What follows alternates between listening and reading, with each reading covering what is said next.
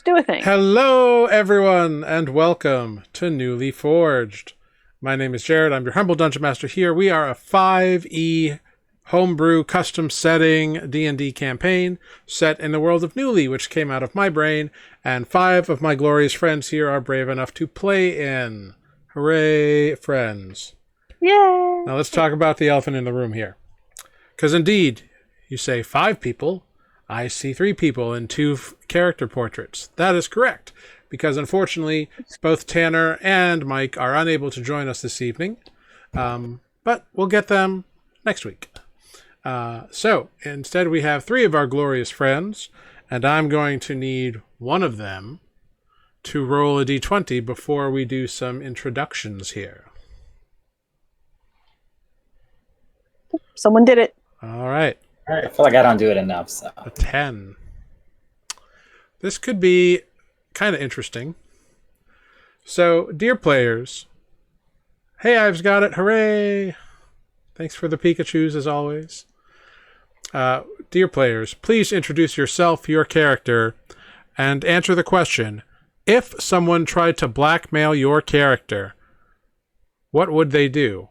Would it be easy for them or difficult? And what kind of blackmail do you think would work? So all of your all of your upright, moral, standing characters with no secrets or dark sides, how would they deal with being blackmailed? And we're going to start right at the top of the rung of the ladder. She's got ice cream. She's got talent. It's Amber. I want ice cream. Ice cream. I'm insanely jealous. Me too. This is my treat. Got a plan. Plan for these things. Anyway, hello, I'm Amber. I play Greg, the Goblin Artificer. I do love ice cream. And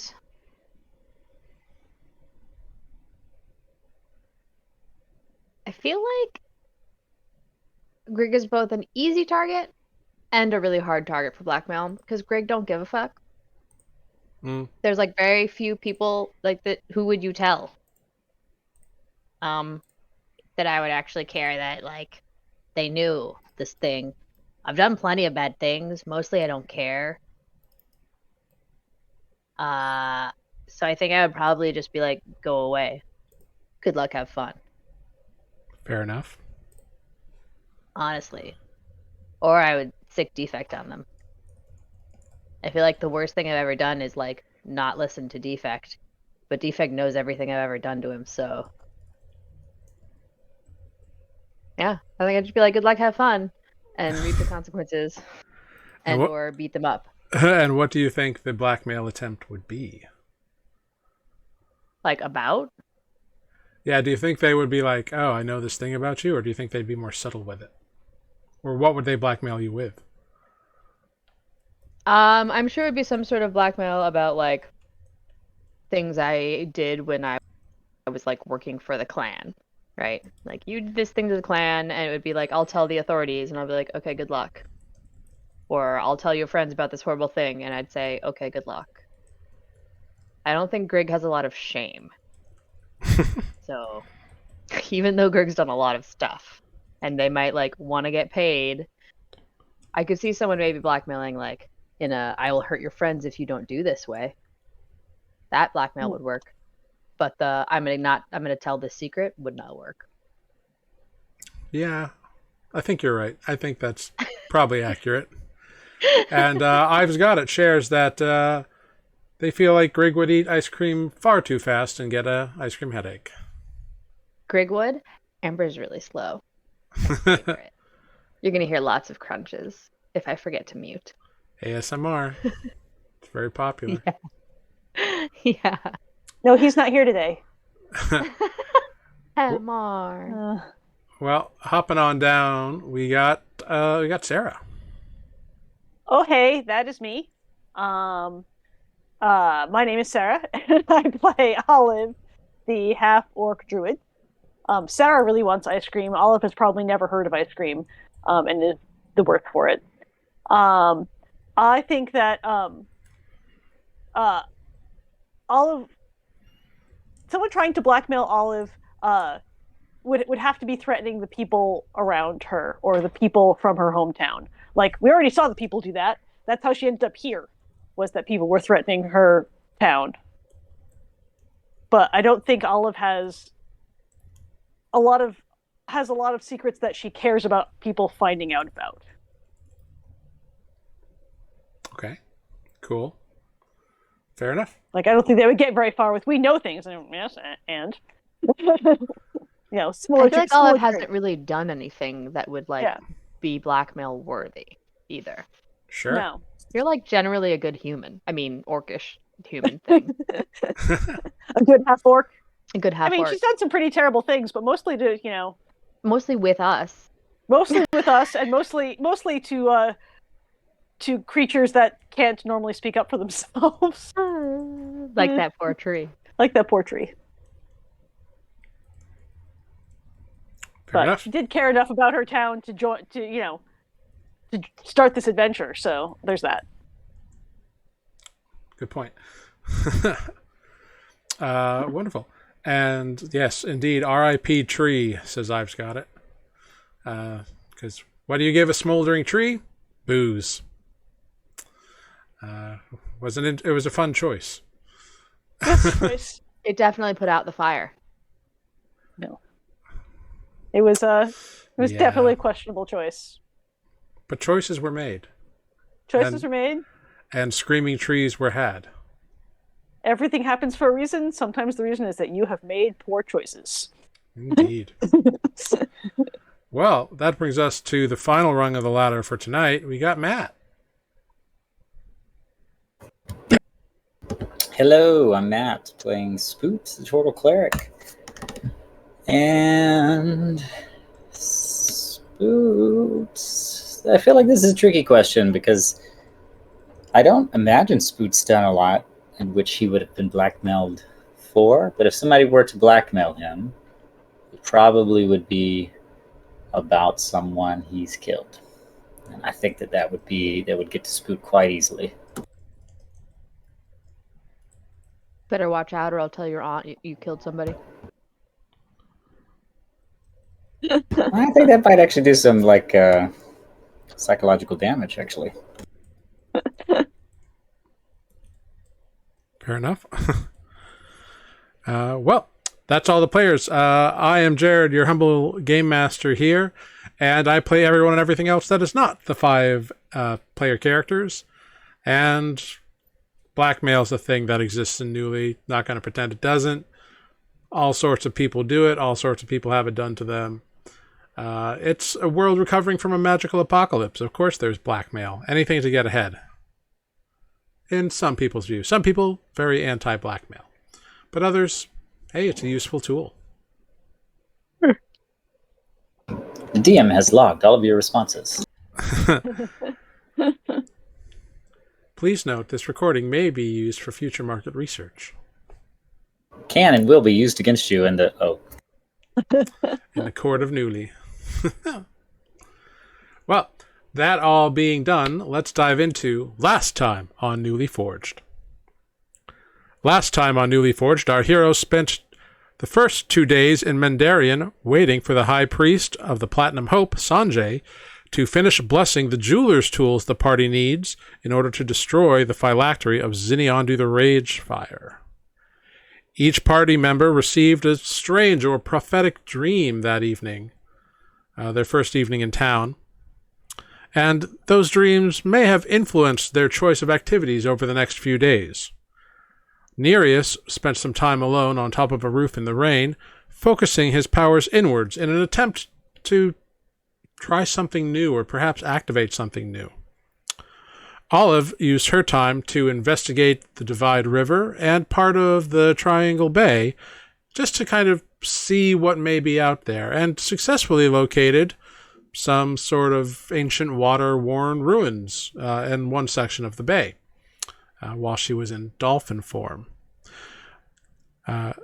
Spoot, having received instructions on a sort of mindful meditation, decided to spend some time meditating based on guidance that he received in his vision, and feels after 2 days that he's ever closer to learning something that he knows, but doesn't know that he knows. It's very confusing. And Grig spent 2 days observing the high priest Sanjay going through a ritual in order to bless these mithril tools that the party has brought before him. Sanjay, along with his seeing eye dragon, spent hours each day chanting, lighting incense, using oils and holy waters to bless the tools and imbue a small fraction of enough power, divine energy of the Platinum Hope into these tools to last at least long enough for the duration of the event in question of destroying the phylactery belonging to Zinyandu the Ragefire. However, that is not all that Sanjay and Grig got up to. They also shared some soup, and Sanjay shared with Grig some of his views on faith at Grig's interested questioning. What that means is yet to be determined. On the third day, Nereus went off on his own, Spoot went off to meditate, Grig went off to the temple. Defect, again, for the third day in a row, has sort of separated himself from the group and has been observing pairings and groups of people, as far as you all know, and not really talked about much else. Unsure of what's rushing through his mind. However, Nereus sensed someone following him, and indeed believes he managed to give them the slip, but did find a sand dollar in his pouch at his side. Olive, meanwhile, decided to check out some potential animal friends, seeing if there were some live animals for sale in the marketplace, which there were, but also noticed that she was being followed by a rather dashingly dressed individual who kept his distance, but eventually, after a small kerfuffle with some guards... And a weasel. Intervened in order to divert the guards from giving Olive too much grief. Bowed and said, "If you ever need anything, do drop by," and left a sand dollar in her hand as well. And that is where we pick up, with the rain continuing to pour down on the city of Mendarian, the city of bridges, one massive bridge spanning over various sections of the divide, and other smaller bridges kind of going to littler neighborhoods that have popped up. We'll pick up with Spoot, meditating on a beach, kind of away from everywhere else, just sort of feeling the rain drop down, pitter-pattering. Spoot, on this third day, how are you guiding your meditations? You felt some success the last couple days as you thought about first that escape you had underneath the threat spires. You then thought about how you actually got that escape, the confrontation that you successfully avoided with Shuzaxa while you were there, and through your meditations realized that the way you got out was a way that you have got out of trouble before and transported around Nuuli with Nereus. There was an ancient teleportation circle. And you kind of focused on that a little bit. So I ask you, Spoot, what are you focusing on today? Fish. Oh, wait, Fish. what were we doing again? No, I think... I don't remember if I said this in the last time, but yeah, definitely focusing on that, my escape and the teleportation, as I find that is what I'm meant to hone in on. Mm-hmm. Yeah. Do you need more specific than that? Sorry. No, that's fine. Like I remember... Do you, Spoot, remember... What do you remember about that encounter, that incident? That my companion for that particular mission found the circle, and we tried it, and it was transported into the in the basement of a bar in Winton. Mhm. I'm forgetting the exact name. I'll have to. I have to go back and look at my notes actually for the exact name, but I seem to recall the coordinates being an important part of unlocking some secret about teleportation or information about teleporting. Indeed. And the reason that you've been sort of meditating on this for the past couple of days has been primarily because in your dream that you had, you were told that you already had a shortcut to get where you needed to go. Yes, I already know a shortcut to the place I need to go. And then something about remembering coordinates. As you sit there about halfway through the day, something comes to you. 4 symbols come to your mind. You don't necessarily know what they mean, but you know their position and you know their order inside that ring of teleportation circle. You know the first 4 by midday on this, the 3rd day of your meditations. And you know where they go. Which means that if you keep doing this, hopefully you will unlock and remember more of this this coordinate system that this particular teleportation sigil used. Or teleportation circle, rather. All right, I'm going to keep focusing. All right, you go ahead and do that. Maybe cross my fingers. Yeah. Greg, you have returned to the temple for the 3rd day of blessings. And it is a long day, and it seems as though Sanjay is a little more tired today, but still resolute.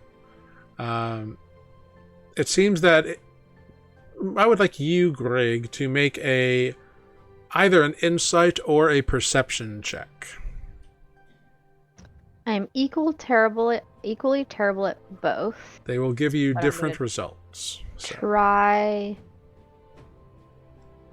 think I'm going to try insight. Glorious. Go for it. Because Greg is trying to understand what's going on and not see it. Oh, that's really great. A 4. Well, indeed, such things happen from time to time.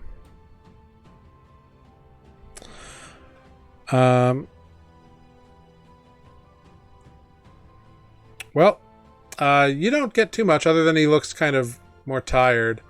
But Sanjay does continue throughout the day for 8 or 9 or 10 hours, consistently chanting, offerings being made, burning incense, splashes of various oils or unguents across the tools that are on the little altar at the shrine in front of that sort of dragon-shaped platinum maybe statue. And that is what you observe throughout the day. Great. I'm gonna pass that time by talking to the statue like I did before, but because he seems tired, I'm gonna say just because he's tired, hopefully that doesn't mean you're tired. We really need this to work because otherwise this is Dracolich, and I just like start telling the statue stories, Okay. like directly. Okay. I'm just like other people talk to you, so I guess I'm gonna talk to you. He looks like he needs a little help. He looks tired, and we need this to work because if we're there when this Dracolich blows up again, it's gonna be annoying. I mean, we killed it once, but I don't really want to kill it again because we also have to go find Oligar and defeat the Ibn Shade again. Because if we don't defeat the Ibn, then like the world might end, and then etc. In my head. Okay. To the dragon. That was going to be my next question. Yep. Not out loud. Not out loud. I've learned. Fair enough. Cool. As you do this throughout the day, I'm going to ask this question again because maybe it's changed. What's in Grieg's heart when they're doing this?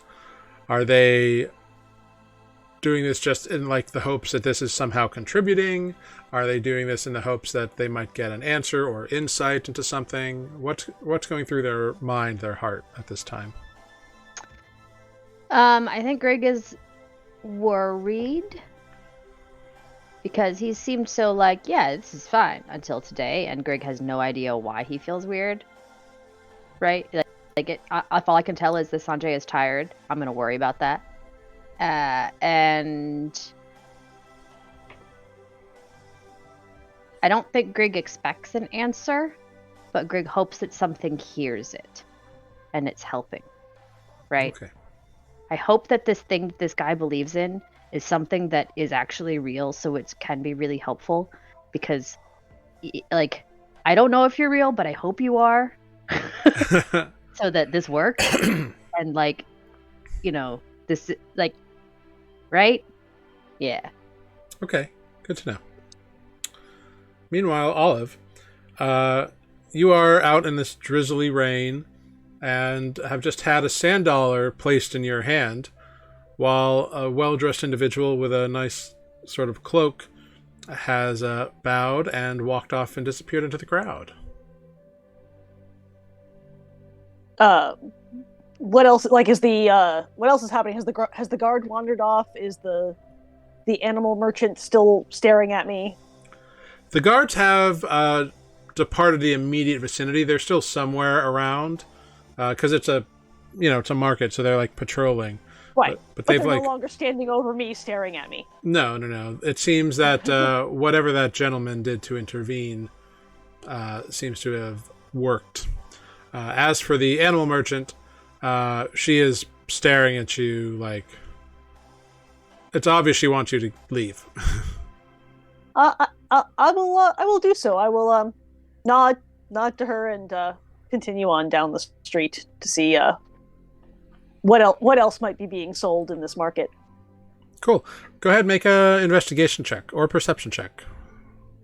If you're trying to find something specific, investigation would help, but if you're just kind of generally looking, I'll take a perception check. Well, my perception is 9. Cool. So there are quite a few things on. There's a lot of people, and like you can't quite see all of the stalls and vendors because there's like crowds around some of them. But it looks like there's food stalls, like people selling various things. You can see that there are like stores as well that are like set kind of in the buildings that are around here. Like you see a bookstore. You see one sign that's got a very fanciful, looks like a couple of bottles and a pile of something on the sign. But some tall person walks in the way and you can't quite read it, or they have a kid on their shoulders or something. So you kind of miss the name of the place. But there's a few people kind of selling knickknacks and a few people like selling fish that they like say is fresh caught from the divide or the bay. There's people selling. There's one stall that's selling like for lack of a better description, like crypto taxidermy. So like obviously, hopefully creatures that don't actually exist and hopefully have been like stitched together like a jackalope kind of deal. But it seems like there's one stall that's selling that kind of stuff. And there's a few other things that came to be like, or that are selling like eggs or vegetables and da. And then out of the corner of your eye, you do see one guy kind of down an alley. You can't tell what his stall is, but there's a few people surrounding this little like ramshackle box kind of stall that he's got. I want to go over to our friendly neighborhood taxidermist, and look at some of the wares there. Yeah, you can totally do that. Um, So you go over, and there is... yeah. Yeah. You go over and start looking around, and this small little, for lack of a better term, like the most goblin-y goblin you've ever seen in your life is there. Uh-huh. Like wearing like stitched leather that's like stitched together, like different garments that obviously don't fit them, and like a hat that's kind of stitched in an impersonation of something that's like fashionable and important looking. It looks like a giant, it's almost like a giant stovetop top hat, but it's like stitched out of different materials, and like the top corner, like part of it is like open, like it's not closed all the way, and the tent is kind of leaking a little bit. The hat is easily as tall as the goblin. But they see you kind of looking at stuff, and they're like, "Ah, hello! You seem interested in many fine rare creatures. This is proof of creatures exist. Yes." Excellent. What do you call this one here? Ah, this one, and they pick up what seems to be the back half of a squirrel and the front part of a trout. They pick it up and they're like, "This is the twerkle. Very rare. It tends to live on the shores of the Divide River about, 300 miles upstream. And from there, it will run across and steal people's vegetables and then dump them in the river, because what it really wants is the bugs that the rotten fruit and veggies attract. And so it dunks them in the river and steals them, and now it eats the flies that come afterwards. I see. How does it breathe? However it needs to. It breathes on land and air. So, very tricky to catch, but I got one. Very, very clever of you. Oh, yes. Look, I'll pick up another one. And this? Ah, that, and what you have picked up is obviously the front two legs of like a bobcat or something like that, like a forest feline of some kind. Uh-huh. The hind legs of a chicken, and the body of a snake. So it's like a snake with these 4 limbs attached to it, and like the end of the thing is a tail.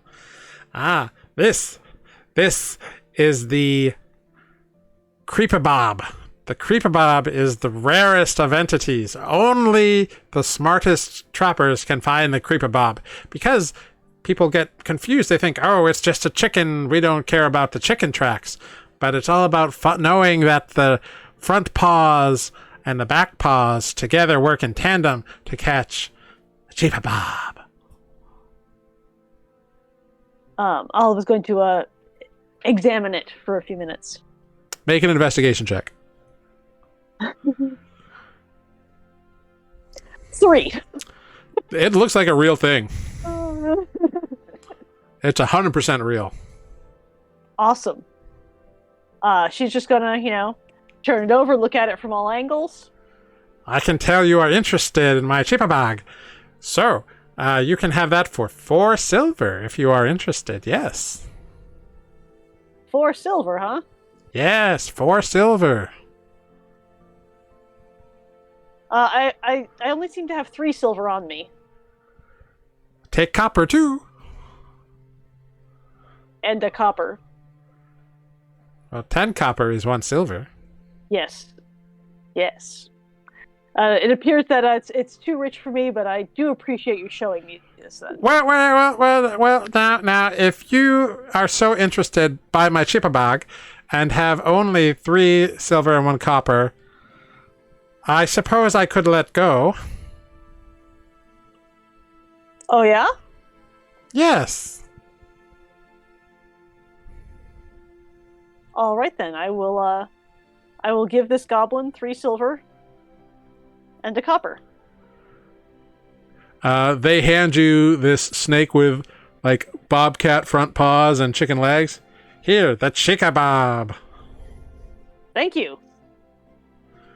It's yours. Very rare. Tell your friends. It's 100% real. And you walk away with a completely real chikabob. Yeah. I mean, the one in Olive's hands is a real object. It is. True. You're the sole real. owner. Yeah. It's true. No funny business here. No, none at all. 100% real chicken legs. Olive 100% will real cat legs. that under her cloak so that it doesn't get any more sodden than it already is in the rain. Sounds like you're embarrassed to show off people your chikabob.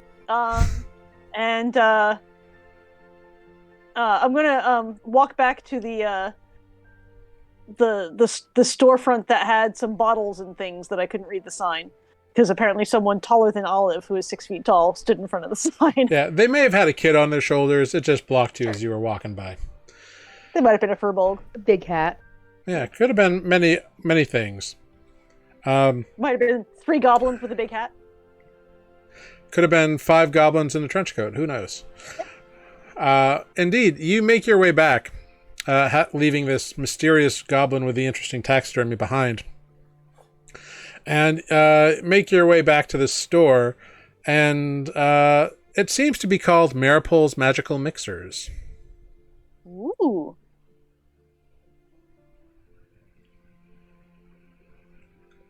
I will step inside and see what Maripole has on offer. Yeah, you step inside.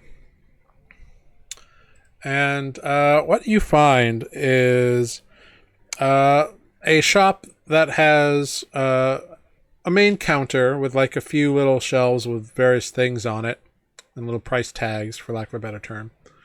But the more interesting items are behind the counter. It is rows of shelves, and you can see bottles of various strange tinctures and components and drying herbs hanging from the ceilings. There's stacked crates in various parts of the back area, and you swear some of them occasionally wiggle or shift or maybe emit noise of some kind. But the dominant thing on the other side of the counter is an older human female with gray hair, kind of weathered skin. And she's sort of scolding a young elven descended human male, like half elf maybe, or some derivation thereof, who's obviously much younger than her, and is just kind of berating him about something. You can't really tell what, because as soon as you enter, she turns herself and says, "Oh, hello! Welcome to Maripole's Magical Mixers. I am Maripole. How may I serve you today? What are you interested in? Can I help you?" Well, I was walking by and I saw your store, and I'm fairly certain that I'm traveling with some friends and that we are likely to want something in the realm of like a healing potion. But also, do you have anything else especially interesting for a party of adventurers, or useful to a party of adventurers? Oh, many things do I have to aid those who choose to wander the world, endangering themselves for fun, hope, and profit, I'm sure, as someone like yourself does. Let's see. I do have some health potions, which are very, very popular these days. And I have, let's see. And she kind of goes to an area and takes a quick look. Well, I have 3 healing potions available at the moment. Mm-hmm. Unless you're looking for something a little more, how can I say, potent? Do you have more potent ones? I do, but they're quite expensive, but I have 6 of them. Ooh.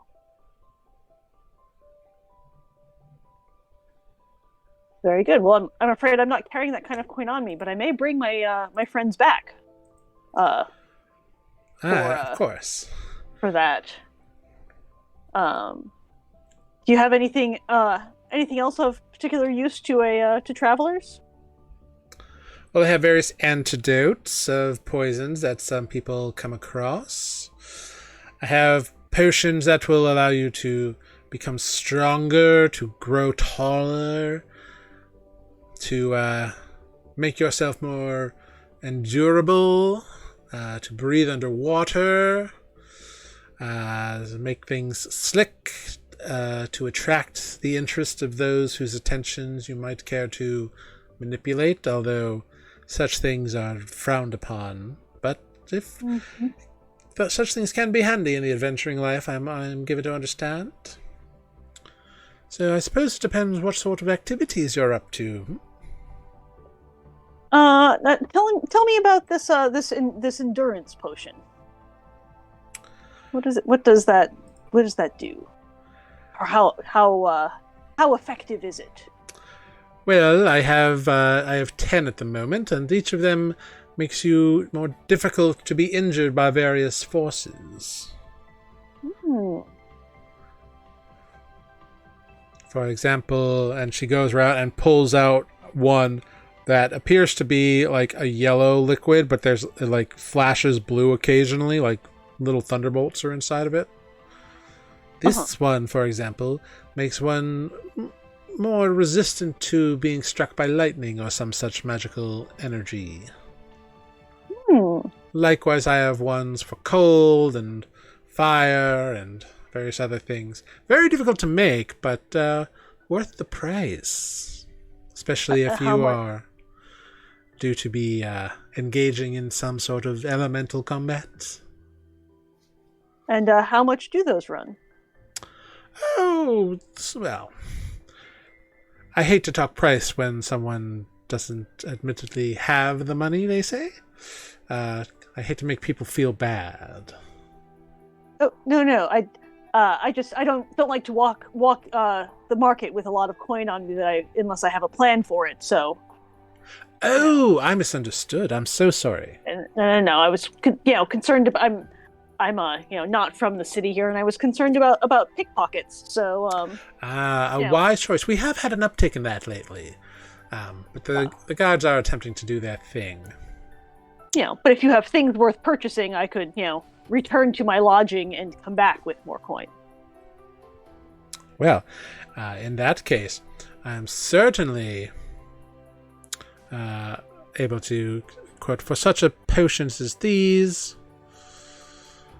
And she kind of like looks up in her eyes and does a little calculation and kind of like looks you up and down as well.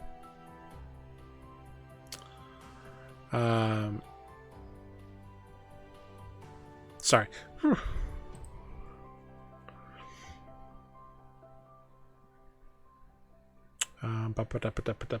Sorry, I lost it. Oh, for something like this, it could be about perhaps 500 gold pieces. Fair. How long does such a potion last for that much?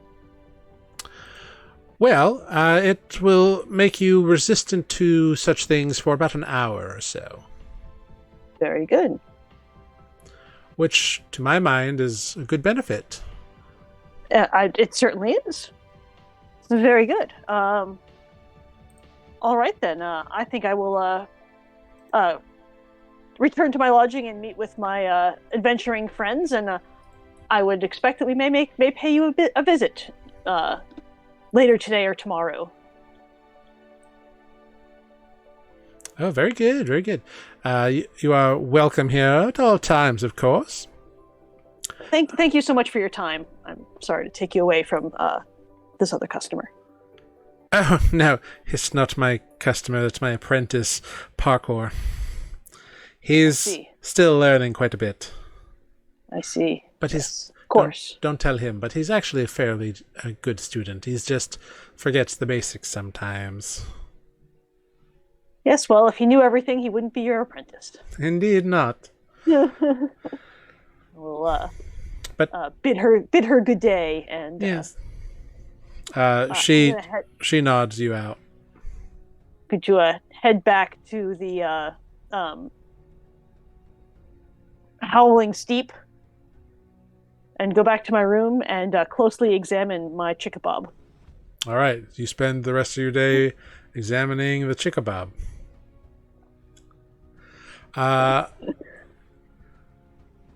Spoot, towards the end of your meditations, you feel secure and you're confident that you have unlocked another symbol. So you've got 5 symbols unlocked, and hell yes. and location. And as you open your eyes and kind of stretch yourself out, you notice something sitting about 10 feet from you that you didn't notice before. It is a small, like, piece of like waterproof leather, like the kind that you would like use to like put a little like a snack in or something, like to keep it resistant from the rain. And it seems to be like folded up around something. It's a half fish, half squirrel. What was the name of that thing again? I didn't write that one down. Oh, Sorry. but every time I say chickabob, I die inside. Okay, I would like to insight check. No, I'm just kidding. There was a I look Twerkle, by the way. around. Twerkle. Sorry, Twerkle. Spook gets really excited. He's like, I've only heard of this. Could this be a Twerkle? No. Spook gets around. Make a perception check. Perceptify. Spook, let's do it. Mm-hmm. 27. Yeah, so this area of beach, the rain has obviously been hitting it, and like, so you see like those little like rain craters all along the beach. But it does look like at some point there was a quick set of footprints that like came out and then retreated, as though someone, while you were meditating, made their way, dropped this package, and then left it there for you. Or for someone. If not you, why would they leave it in front of you if it's not for you? Well, it doesn't have my name on it. I guess I should abandon this in hopes that the real owner comes around. No, I'm just kidding. I'll pick it up. Okay. And it doesn't weigh very much, like it fits in your hand. Like, yeah, you can unfold it. And inside there's a scrap of like parchment sitting underneath what appears to be a perfectly shaped and preserved sand dollar. A sand dollar. Perplexing. What is this? The parchment have anything written on it? It does. It says, "Come by if you ever need anything."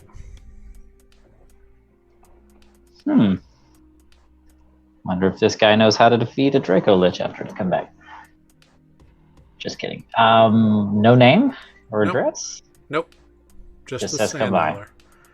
Just a sand dollar. A sand dollar with a note. Come by and see me sometime. Woohoo. I'm getting jealous. Yeah. I'm not, because I don't know what's happening, but I am, because I know what's happening. I send a message to Greg immediately. Greg, did you get a sand dollar? I'm just kidding. What? And then to Olive, and Olive's like, no, I got a chickapaw. And a sand dollar. Okay. So do I feel like I need to keep meditating, keep focusing? This was the end of your meditations, like the sun is beginning to go down.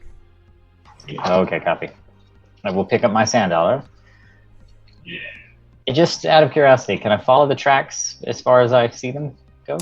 Yeah, they go kind of directly back to the like roadway that brought you here, and then you kind of lose them in amongst the various other tracks and stone walkways. Sand dollars. What does it mean? Okay, I suppose it's time to head back to the hotel, motel, bar, inn. Yeah, no context is given to you. Curious. Yes. Greg, at the end of this round of of blessings and ritual. Sanjay makes a kind of a motion for you to stand back, and then kind of breathes in deeply and pulls himself up very straight, looks directly at the tools, and releases a torrent of energy from his mouth. And it seems to shine and sparkle in a way that isn't fire, but has the shape of fire. And it blows over the shrine and the tools. And when it goes away, the tools, each one of this piece of this set is shining with a brilliance that did not exist there before. He approaches and drops a few dashes of holy oil and holy water on each of them, and then does something he's not done these past few days. Gently puts each one of them back inside the leather kit that they came in, that is stitched and has that kind of those elven leafy designs on it. Rolls up the kit and then turns and presents it to you. I believe this should do the job, hopefully. Please take this with the good wishes of the Platinum Hope. That was really cool. Have you done that before? Well, I've never blessed jeweler's tools before. No, this was a first for me. No, but like, all that energy coming out of your mouth. Oh, well. Many Dragonborns have an elemental affinity for such things. It's a defense mechanism, a heritage from perhaps being created by or descended from dragons. There's a lot of stories and theories behind it. I, being attuned to my god, such as I am able to occasionally tap into a non-elemental source and expel his will instead. Bit of divine energy as opposed to my personal store of fire. I can't decide if that's nonsense or really cool. But Well, I think it's it probably did really take cool. me 3 days to do it, so... It did. You've been working really hard and you look really tired, by the way. Oh, well, no, it's all right. I just didn't sleep too well last night. Plagued by bad dreams, but that's okay.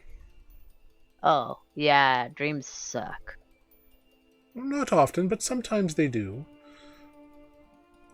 And he kind of looks at you for a moment with those, like, milky eyes, and you can see that his little seeing eye dragon, like, focuses in on you and kind of looks at your face. And then kind of looks to Sanjay, and Sanjay looks to him. Greg, have you been having unfortunate dreams?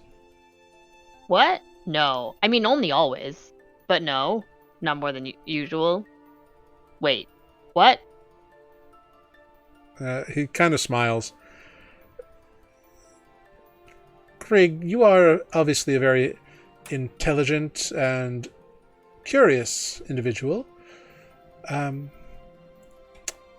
But hiding your lies, or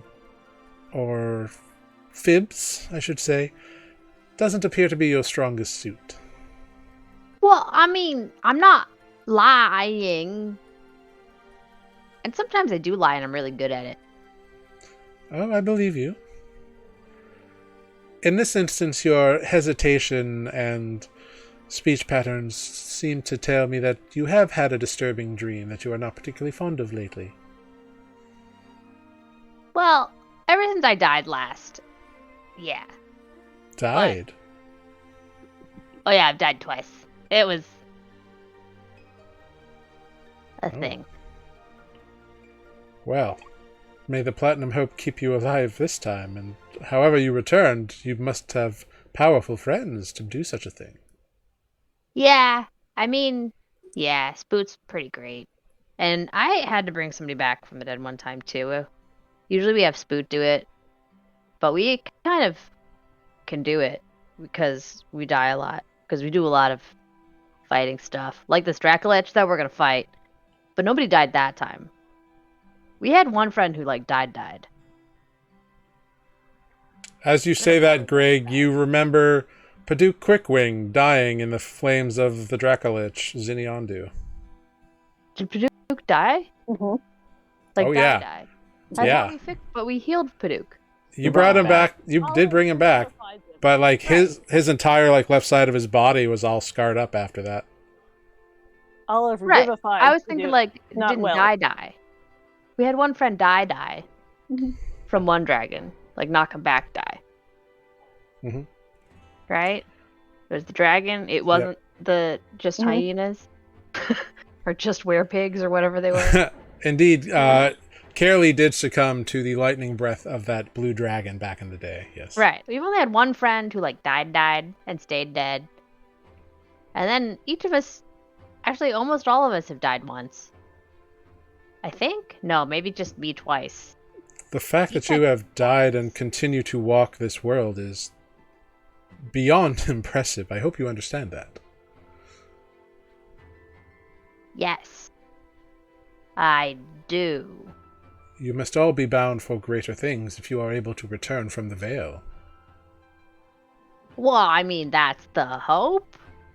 We're trying to take out the Ibn Shade. I think we've accidentally found ourselves to be the saviors of Nuuli. I don't know what the Ibn Shade is, but if Well, it's you the are shady guys. okay, if you are destined to save the world, I think that is something you should pursue and embrace. I mean, I am. It's fine. That's why the dreams are fine. The dreams are fine. Yet it still plagues you and worries you. I am Sure, sorry, that's I fine. distracted That's you what happens from... when people get old, right? They start to worry about things. That's what I've decided. I think as you get older, you start worrying about stuff. So I'm just getting older, so it's normal, right? I'm not a kid anymore. I trust you on that. But I do apologize. We began talking about revivification instead of these dreams that you so obviously have, and Nope, not an apology. We're good. It's fine. I died a lot, and I keep dreaming about it. It's fine. you That's keep just what dreaming happens, about your right? death? Well, like the stuff that happened while I was dead, except it's not always just that. Sometimes it's about watching other people die. Oh? Reliving Okay. deaths of those Well. you have seen? Well, I wasn't actually there for this part, but for some reason I was dreaming about the death of our butler, who, like, we sort of knew. He was a nice guy, but it really our arch enemy, Oligar, was part of the Ibn Shade. It's kind of a long story. Why am I telling you this? You obviously need to talk about it. What? No. You don't need to talk about it with me, but it does appear to be weighing on you. Perhaps talking with your friends who No. might have more reference No. would be of use to you. No, nah. I don't. That's fine. I'm good. At that exact moment, Spoot sends a message. I have a sand dollar. You're a sand dollar? Did you get a sand dollar? I'm just kidding. Oh my gosh. He kind of smiles. Well, it is of course your choice, but I'm sure your friends would be interested in helping you if they can. Greg has nothing to say to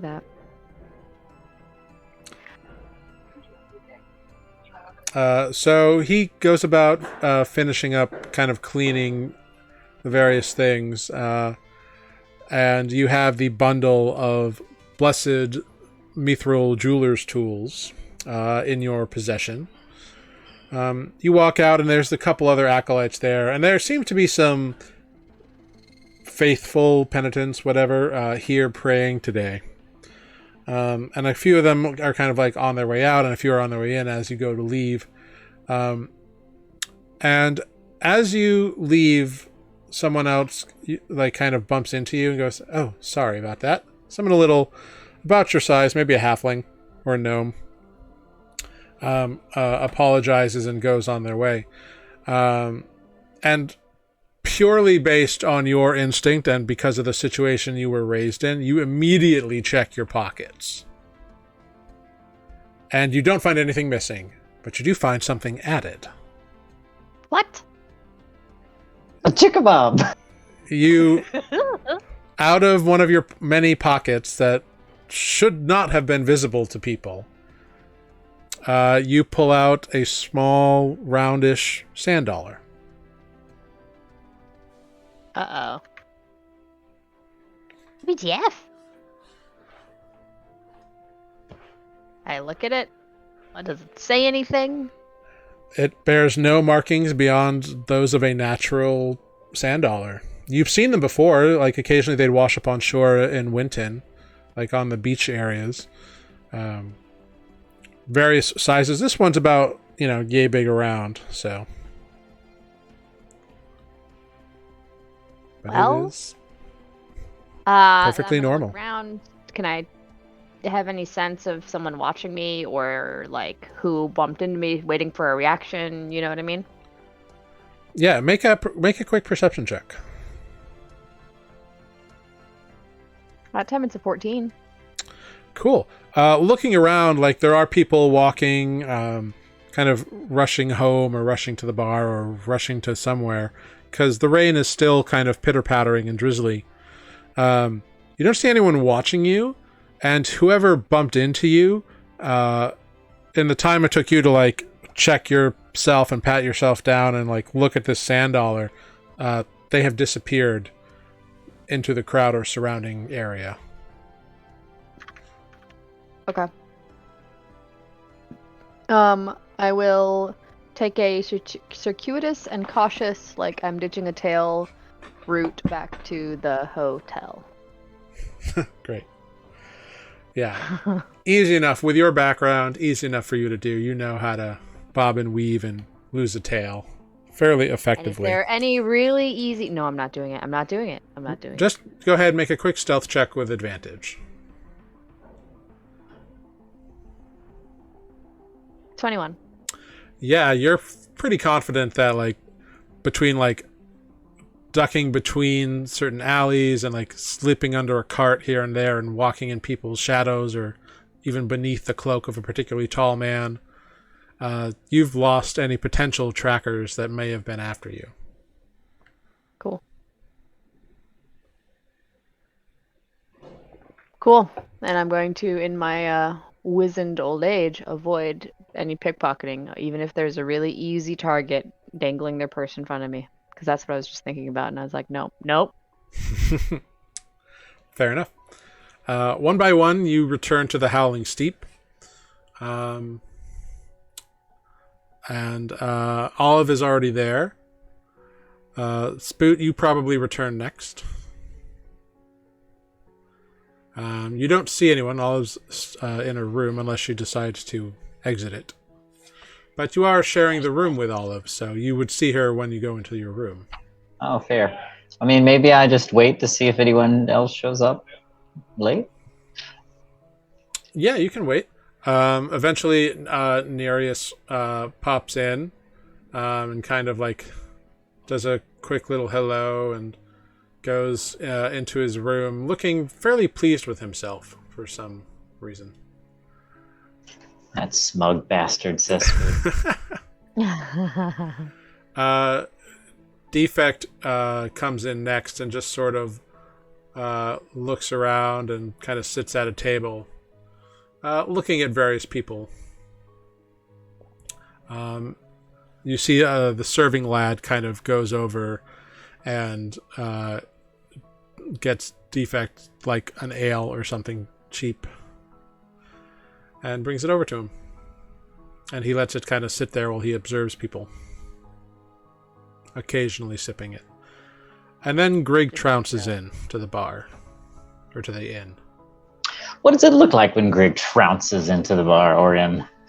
Well, Greg is going to be trouncing and looking over their shoulder and checking the room out. Greg is in suspicious mode. What does the word trounce mean? Maybe I'm unclear. Oh, well, the billowing cloak, the geriacic cloak. Geriacic. That's what it is, right? They were the robes that have the words geriatric stitched into the collar. My geriatrics robes are just like flopping and billowing as it's kind of like tavern style. Like the wooden doors go. So like Grig, who's like little, all 4 feet, not that little, but like is gonna just like sweep in the door and robes flapping, and they're gonna look behind their back and around the room, and really they're gonna be doing this in a weirdly sneaky way, because in theory, not a lot of people will notice. Like I'm not loud about it, I think right? Spoot Like immediately. somehow this is happening and nobody's noticing. I think Spoot immediately sees Grig and then sees that they're trying to be stealthy and goes from like,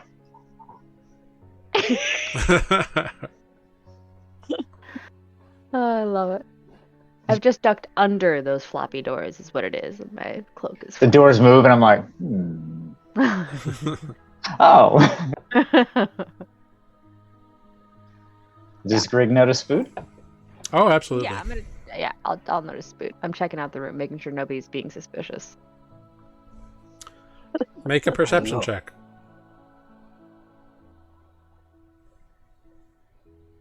A 6. Back to normal. It's people drinking at a bar. Nothing suspicious there. Great. I will go to Spoot. Spoot, has anyone done or said anything suspicious?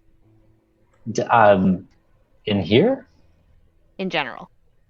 Well, no one said anything. But as I was meditating on the beach today, I opened my eyes and found that someone had left a package in front of me. And you opened it? Sorry, I'm laughing. Spoot's not laughing. Spoot's just like innocently like, yes? Yeah? What was in it? I mean, obviously you're not dead, so that's good.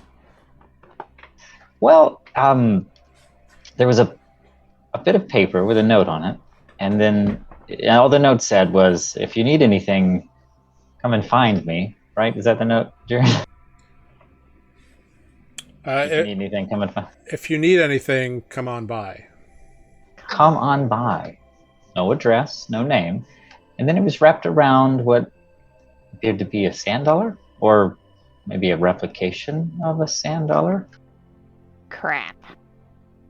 And Crap. I will pull out their sand dollar and put it on the table. Oh.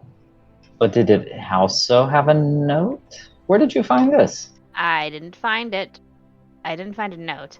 Someone bumped into me, and I thought they were picking my pockets, but instead they put this in, and then they were gone.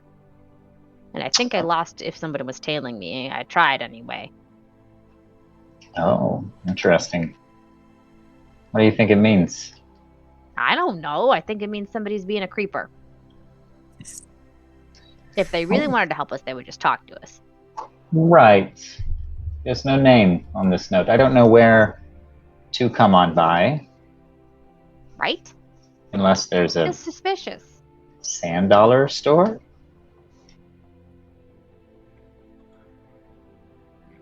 Spoot's not laughing. Why would we? Come on down, get your sand dollars. Only $1 a sand dollar. We got your sand dollars, and your sand dollars. I have an idea. You have the pearl. Concentrate on this. Try to identify it. See if it's magical. Ah, yes. Oh, that's a good idea. I didn't think of this. You're so smart. Up in her room, having carefully examined the chickabob for some time, Olive is going to do her damnedest to wild shape into one. You expend your magical energies to turn into a chickabob.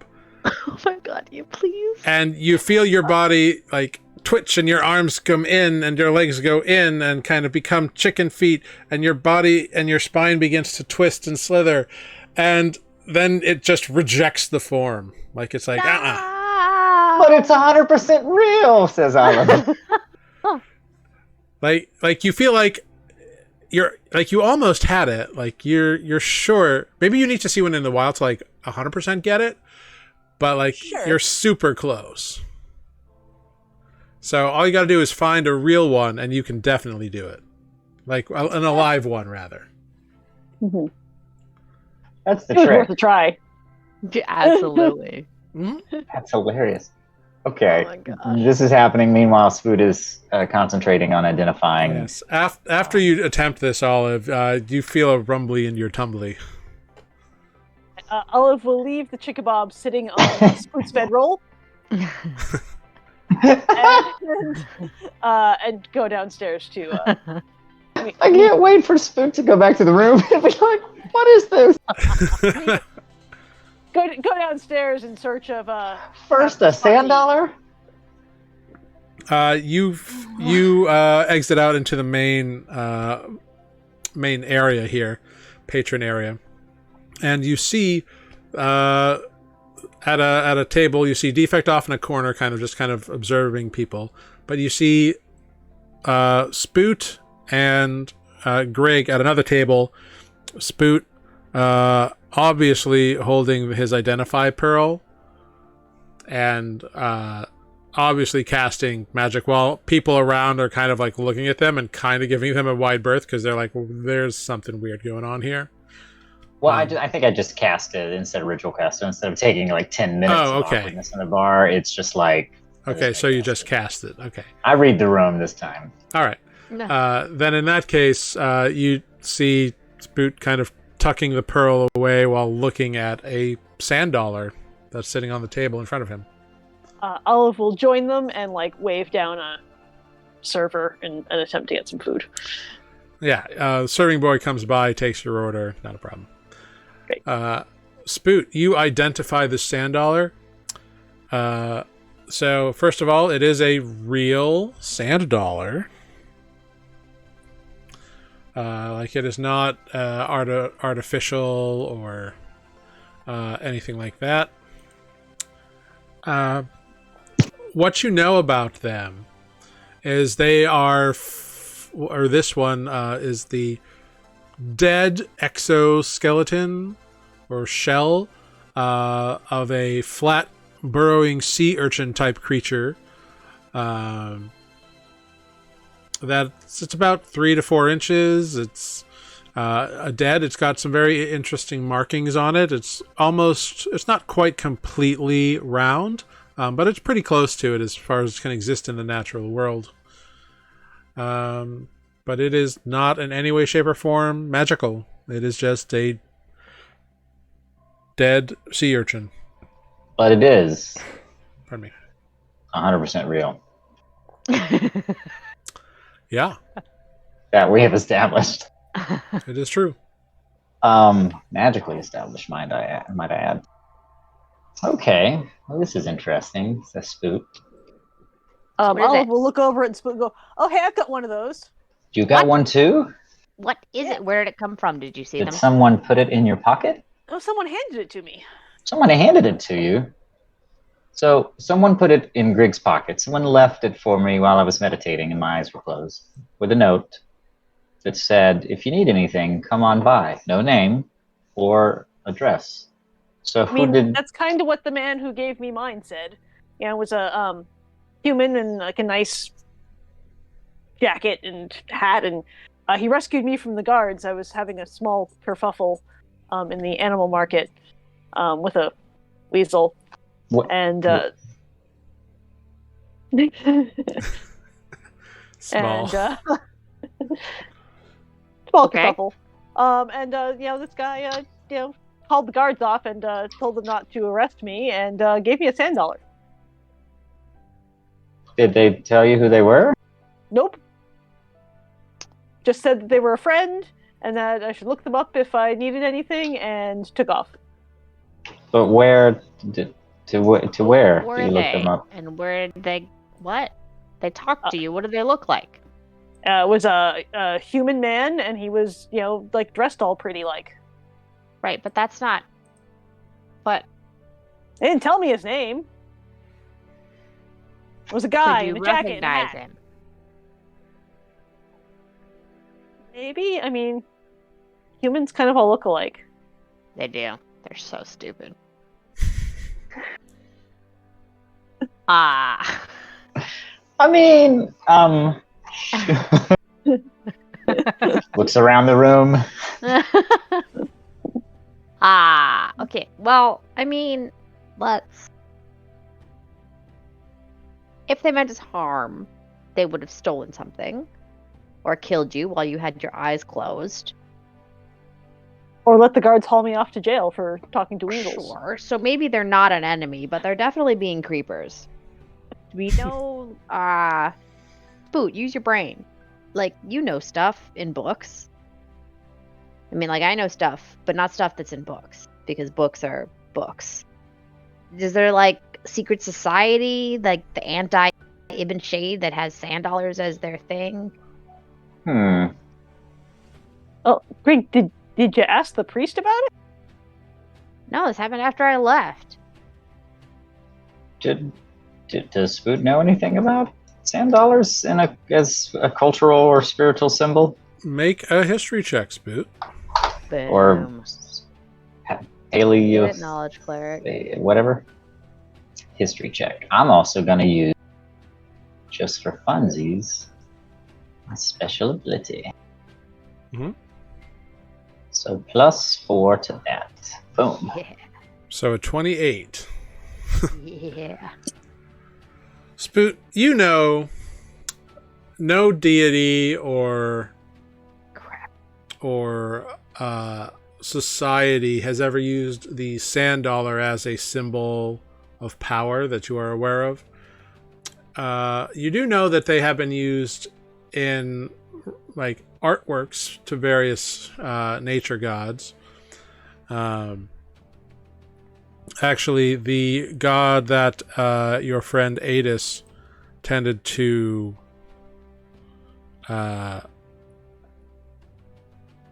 worship, the one he called the Wild Mother, but that you know instead as, or you know instead of as the Wild Embrace. That entity sometimes has art on coastal shores, and like sometimes a sand dollar might appear in that, but it is not like a part of that iconography. But there is no like, hey, we're against the Ibn Shade and we use the sand dollar. Like, that doesn't exist. We draw a sand dollar in the sand. Maybe that's too on the nose. And make dollars. I think I could turn into a sand dollar, but I don't think I'm going to try here because I won't be able to breathe. These are also dead, right? Isn't a sand dollar like the skeleton, not the creature? Yep, these are this like skeletal dead versions that If like you wash turned up on into shores. this, I would be forced to turn you. No, but I mean, like, there is a creature that lives in that. Have you seen the creature? Probably. I spent a lot of time underwater this week. That's true. Very true. Safe enough to say. And I can't imagine they're extremely complex creatures. Nah. Also true. So I could be one. I'm not sure what that would gain us, other than, if I tried to do it here, I would drown. Yeah. Or whatever the opposite of whatever drowning in air is when you breathe water. Suffocating? Yeah. It would be painful and uncomfortable. Yeah. I wouldn't try it. Then I'm you not would look gonna like a try it. sand dollar because you would be dead.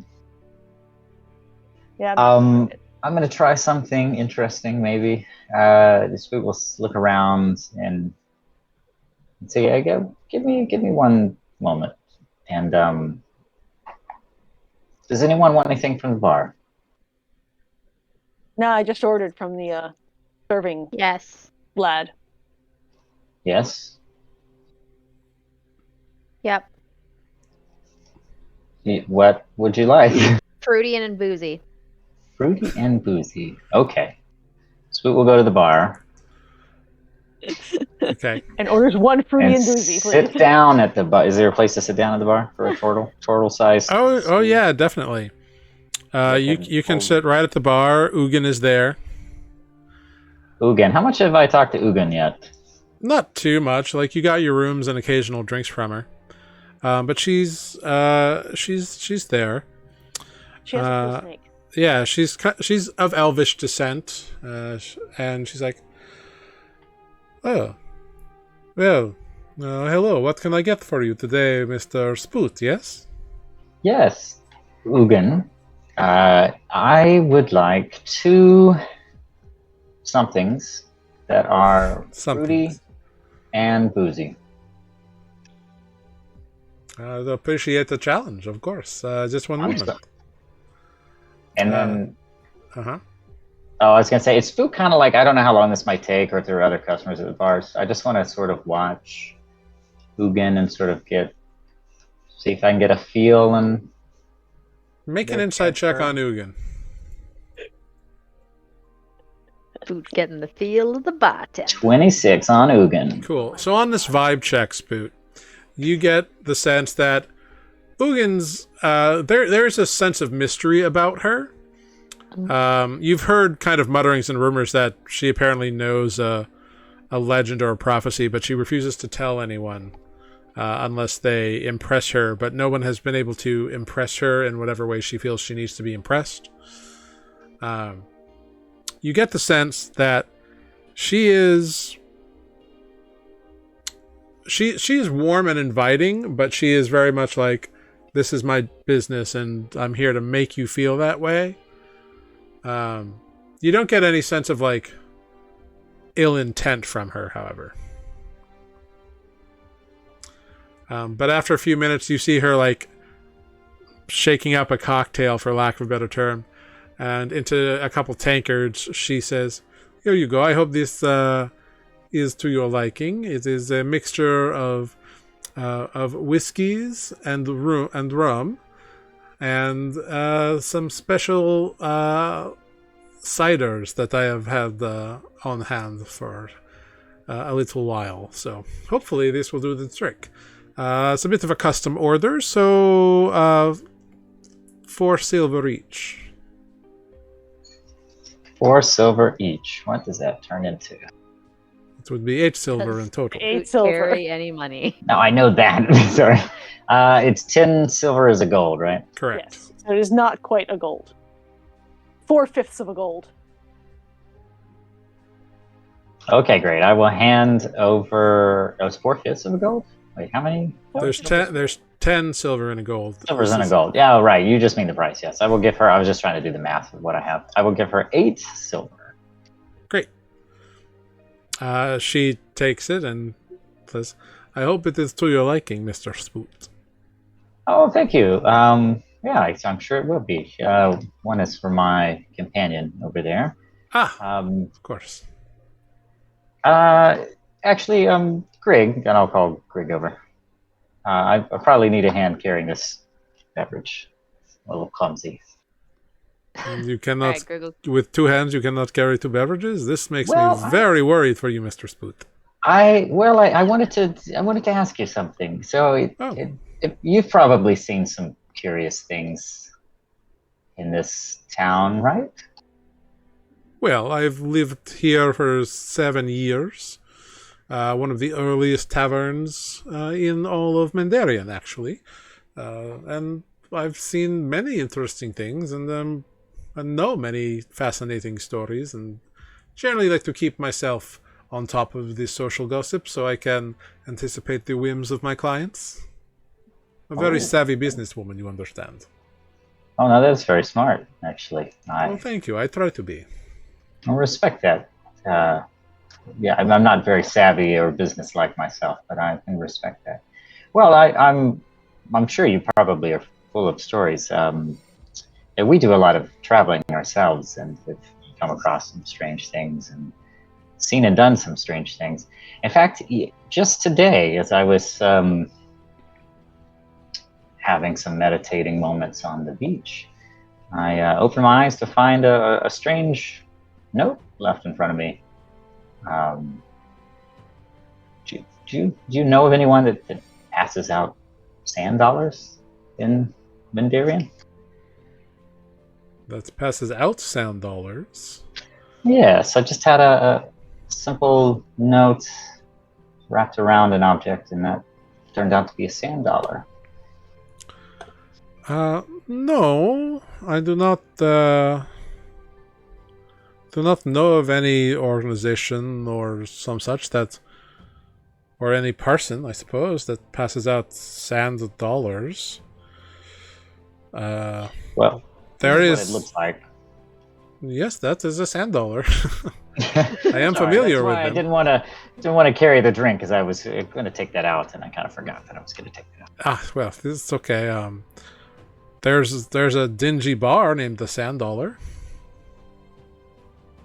but that's the only thing I know about. Interesting. It's been around for about 2 years. It's by one of the first bridges. It's not a very. The clientele is not. It's more a rough and tumble bar, if you get my meaning. It is not where holy folk like yourself tend to hang out. Oh, I see.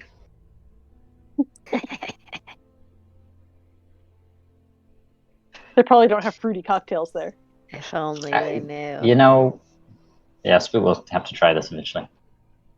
Oh, I'm interested. That's interesting. Well, I might have to. The note said to stop on by, but it didn't give an address. And I wonder if that's what it meant. Seems a little too easy, doesn't it?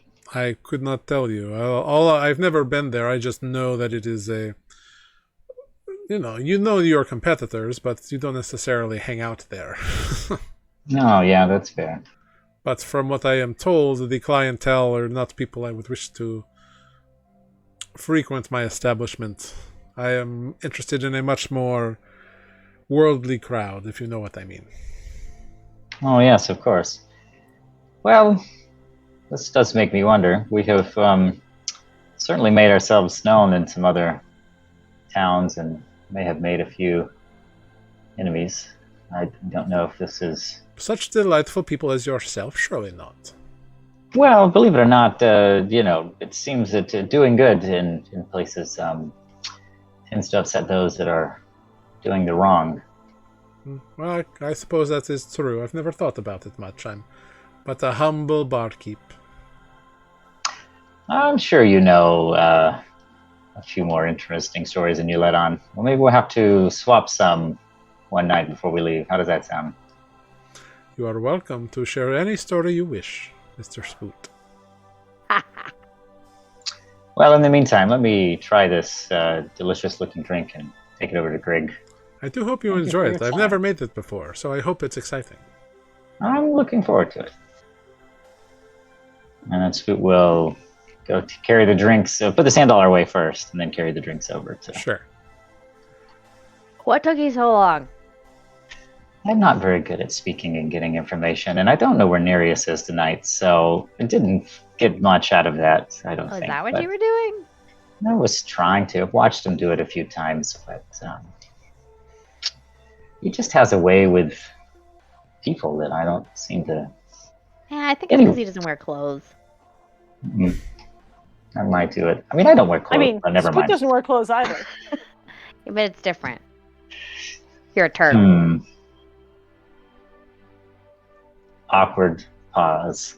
So I also met Maripole today. Who? Maripole. Who? She has a magical mixer shop. How are Oh. you doing for potions? She's got some, some regular healing potions and some fancy healing potions and some like fancy potions that like make you resistant to certain types of damage. But like I think you have to like pick what it is when you buy it. So like you'd have to have a plan to need a specific kind of resistance when you started, and they were kind of expensive. Probably. I mean, I've got lots of potions of climbing, and I've got some regular potions of healing. I guess I could use in some greater healing, maybe. I got one. Probably fire resistance. That wouldn't hurt. Well, maybe we should check this place out before we leave. But about that, I showed her the sand dollar, and she didn't Did she really tell have... you it was a sand dollar? It is a sand dollar, turns out, and that is what they look like. Apparently, she was unsurprised when I took it out of my pocket. But apparently, there is a bar in town named the Sand Dollar, Huh. located by one of the first bridges built, but it apparently has a reputation for being a rough and tumble bar, in her words. Huh. Well, that seems like my kind of place. We'll take Defect with us. Has anyone checked in on him lately? He's over there. I sat with him yesterday and he didn't really want to talk, so I figured I would sit with you guys today. He goes through phases like this sometimes. Usually he comes out and will tell you what's going on if it's important. Sometimes I think he's just writing poems. Well, that's a nice thought. I hope that's true. He is observing a lot. Maybe he's looking for inspiration. Perhaps. Well, I don't know. I don't know what left we have to do. Did you get the tools today? Did he finish Oh, the temple? yeah, it was so cool. He blew like energy fire out of his mouth. He was super Ooh. tired today, but he did it. And now they're in here and they're really shiny. Oh, I imagine Shiny. it probably was exhausting for him. I guess that also means that we should think about what our next part of the journey is. Well, we still have like 6 days to get back to Winton, and we can go there fast, so. And I'm I just would kind of rather a only go shithole. I don't really want to hang when out you there. have to. I don't really want to talk to my dad or brother again. Exactly. Oh, that's fair. I mean, I suppose if we go back, we should try to lay low. I don't know if that's possible. Oh, I was concentrating today during my meditation, trying to unlock some knowledge that I've sort of tucked away, apparently. Isn't that kind of what meditating is? Like, what else would you do? I mean, I talked to a dragon today. Sometimes you think of fishing, Kind of. Oh, okay. but other times you think of important stuff that could help our journey. And today, Wait, you talked to a dragon? I mean, kind of. There's a dragon statue. I talked to it all day. Did you talk to the little bitty dragon? No, really it was like the little concentrating. Oh. How did that go? Just talking to it? Oh, I don't know. I mean, I hope it heard me, but it didn't Did answer. it talk back? No. You never know. I'm sure that something did, and I'm sure it didn't go unnoticed. Yeah, I don't know. I hope not. Anyway, Well, let's go to another bar. Oh, wait, I have to drink this drink. yeah, let's drink this one first. Wait, are we Giant going to Hulk. bars tonight? Is that what's... That's what we're doing. We have to go to the Sand Dollar, right? Oh, yes, the sand dollar. Oh, Gotta find out what creepo put this in my pocket. True. Well, let's drink this one first. I do want to find out if it's good. But today, I think I remembered the symbols necessary for teleporting. I Oh, was thinking back to that You time can teleport now? Well, no, I need a teleportation circle, and I know that Nereus can do it. And what I needed, I think, were the coordinates. I kept having this phrase run through my mind about already knowing a shortcut to where we need to go. It's Oh. possible we've found the coordinates. It could be a shortcut to get us to where we need to go. I mean, But where would that be? For the Ibn to fight Oligar? We need to go I- back to Winton, but we already Well, know the coordinates for Burn him Winton. alive? right. He's nothing but dust? Probably on the day, because we have to wait, which will be difficult. We have to go early enough that we can get ready, because what if they're in ambush? That's true. Sure. But guess weirdly, we'll I don't go, know like, if they would inside the expect castle. us to wait. You know? I think perhaps they expect us to chase them. Hmm. Well, we can talk more about it later. I drink the drink. I mean, How was the drink? First we kill dragon. Like, first we re-kill dragon. All right. You both take your first sip of this concoction It's not a sip. It's a glug. this glug that Ugin has made for you. And it is a cross between like a shandy and a Long Island iced tea. Holy shit. Oh yeah. So what sort of new confidence has Spoot just imbibed himself with? You both feel very good by the time you drain your last bit of the tankard. And as you It's like, let me tell you something, Ugin. get chatting and talking about going to this next bar, we're going to take a quick short rest here. We're going to take a little 5 minute break, and we'll take a little bio break, and we'll be right back, everyone. So thank you for sticking with us, and I hope you've been having some fun. And we'll be back in but 5 minutes. So we'll see you after this short break.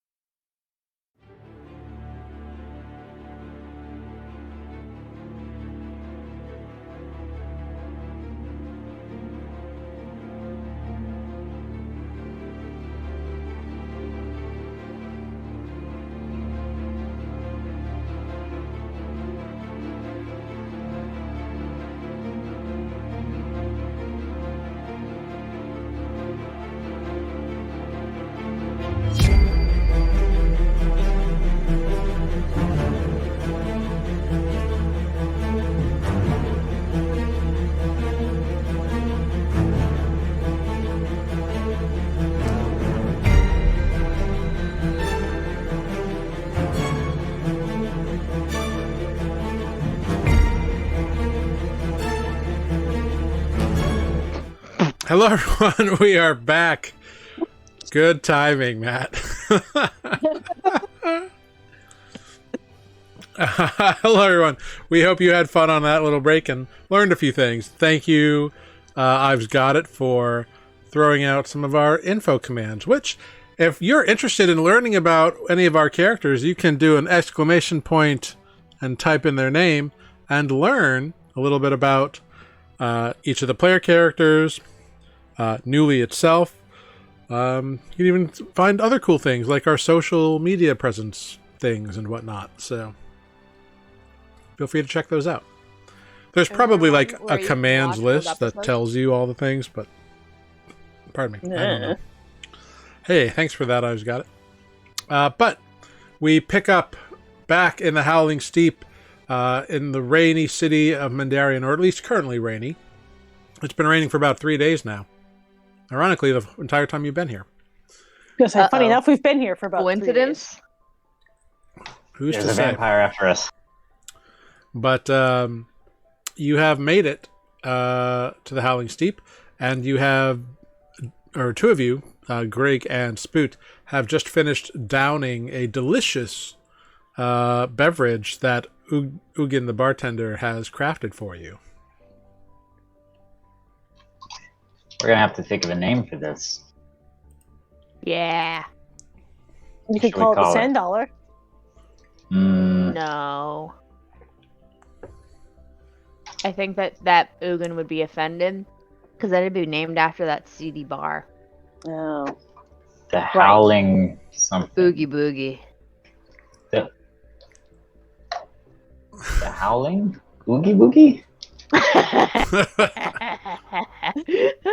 Do you feel like howling? What color was this concoction? Kind of want to, but I think that would be socially unacceptable. Spoot splits his eyes and looks around. You don't see anybody howling.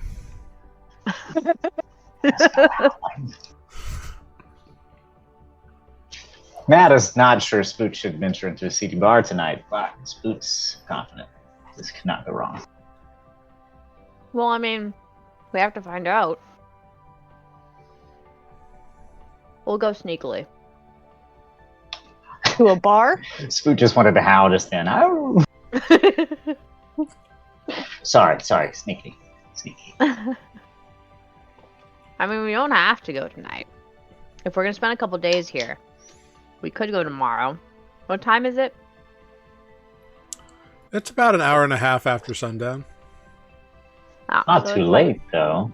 Is it like 8 o'clock, an hour and a half after sundown? Or is Yeah, it, like, because you're 4 o'clock in after mid to late fall, so like it is Okay. Probably Like not 7. Yeah, it is post 7 p.m. we'll say, but it is not midnight. Let's go. You want to sneak let's into go. a bar? Should we bring Nereus? Okay, well, we'll go like low key. We don't go anywhere low key. Maybe Defect will come. We should ask. Defect's low key. He doesn't talk sometimes, like right now. It's true. He's very low key right now. Where's Yes. mine? He is not saying much, but people definitely notice him. I mean, that's fair. We could throw his hat on him. Yeah, I can't get into this ice cream. It's like childproof.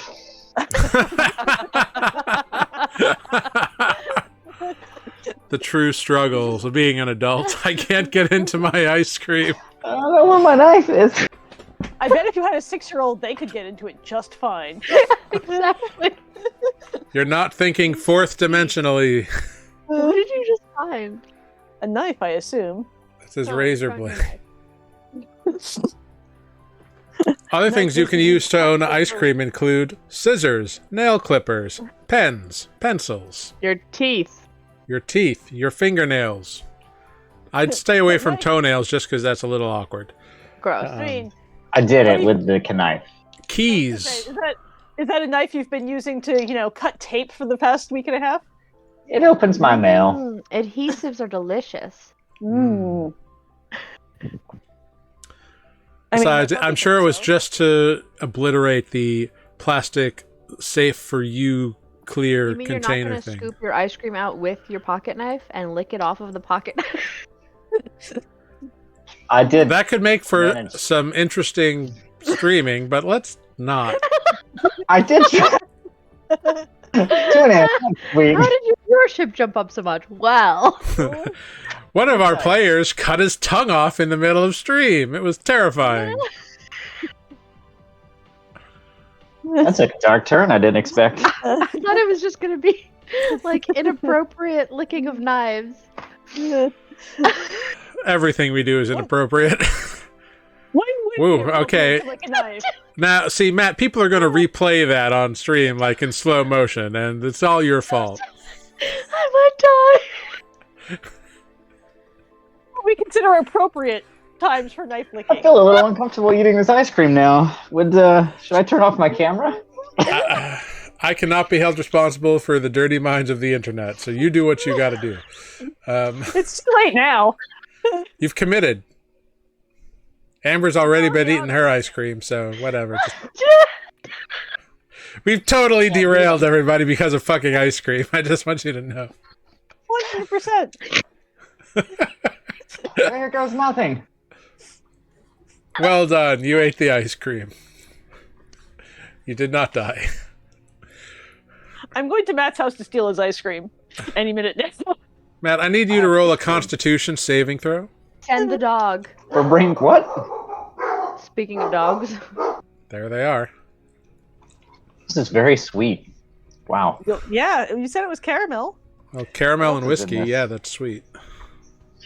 Brown butter bourbon ice cream with Uh-huh. blonde brownies and whiskey caramel swirls topped with white chocolatey ganache. I didn't read all of this when I bought this. I just saw the word whiskey. Well, So, there you go. It is nothing but sugar. So sugar topped with sugar. I've got it. I don't know what kind of stream this is anymore. It's apparently an ice cream review stream. Compares nicely with this In Appleton a Estate gluten-free cake cup. 8-year reserve Jamaica rum. Well, there you go. Oh, we should get back on track. All right, are we All going right. this far or not? To a bar. Have ice cream at this bar. The whiskey bar. Put a hat on defect and let's go. Says Spoot, and he gets up to howl. Defect doesn't seem to be too interested in joining you this evening. Okay. Nereus is MIA. Right. Is Nereus alive? Has anyone seen Nereus today? Should we be concerned? That is a good question. I mean, he. Spoot, you saw Nereus enter the bar and then go to his room. Of which I know the answer, says Spoot. He's fine. Okay, good. He may or may not have a sand dollar. All right, great. Fine, we'll leave the sticks in the mud behind, and we're the three of us are going to inobtrusively go to a rough and tumble bar with our sand dollars and our ice cream. Great. It's rainy out. You can throw on cloaks or rain gear, whatever you got, or not worry about it in Spoot's case. And you can head on down. You ask a few people along the way, and they kind of look at you surprised that you're kind of looking for that spot, but they point the way down. And eventually you come to a small kind of ramshackle, like dark wooded building. Like the wood is like that. It's not like rotted, but it's that like older color that wood gets when it's got like moss growing or like bits of green moss kind of starting to grow out of it. Like it hasn't been well maintained. It's fairly ramshackle, and it's got a sign out on the front that is the image of a sand dollar. Does it look like the ones we all have in our pockets? More or less. I mean, they all kind of look $10. the same. So, guys, maybe we shouldn't like walk into the bar screaming about sand dollars. I go in the bar. I mean, sure. All right. Spoot follows. Yep, no sand dollar talk. Yeah, you enter the bar, and it is dimly lit. Like the lanterns here are like turned down so they only light like a 5-foot area, and there's not many of them. There are people here, and they're all kind of, those who are sitting at lit tables are kind of avoiding the light. Like they're leaned back in their chairs, or they have hoods or hats or various other ways of concealing their identity. Olive will leave her hood up. Yeah, you fit right in. It's dingy in here. It's got kind of a musty, like, docks kind of smell, because it is like in the shadow of a well built but less used bridge now. Kind of right underneath the bridge, so like the river's not far away. It's right next to a bit of sandy beach, so maybe that's where the name comes from. Mm-hmm. But there is a middle-aged human man kind of behind the bar. It's one of those bars that has like barrels stacked behind it, and like it's obviously just like taps whatever barrel of beer is going to be next. Does the human male look familiar to me? No. This guy is like an older, dark-skinned gentleman with like a scraggly beard with like streaks of gray through it. He may have been handsome in his youth, or perhaps could be again if he did some simple like hygiene and grooming, but it obviously doesn't care.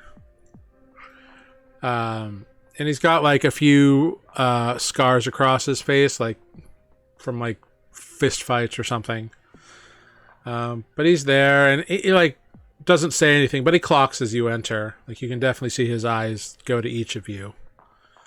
On a scale of normal people staring at us to weird that people are staring at us, where does it fall? Like in the whole room, not just the barkeep. Make a vibe check for me, Greg. Just roll a d20, add your wisdom modifier. Also known as insight. Yeah, sure. 17 this time. Great. With a 17,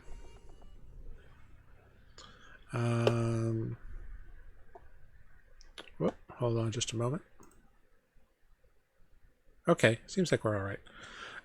With a 17, Greg, you get the vibes in this room. Your presence has been noticed. You can definitely feel eyes on you, though you can't tell exactly whose because of the way everybody's kind of like avoiding direct light. But you know that people know that you're here. It's not something you're unacquainted with, given the life that you had growing up in Winton. It's like walking into a bar and everybody knows when someone new walks in because it's someone they haven't seen before or because it's someone they're expecting to see. So this is a regulars bar, and we've just walked in. Yeah. Yeah. Okay. But no one's like, what? They're just like, question You're mark? strangers. Yeah, nobody says As far anything. as I can tell. But there is this lingering scent of like high tide. That just kind of never leaves the bar. Spoot leans over to Greg. Perhaps we've made a hasty error in judgment. Nah, let's get a drink. I'll follow your lead. I'm a little out of my,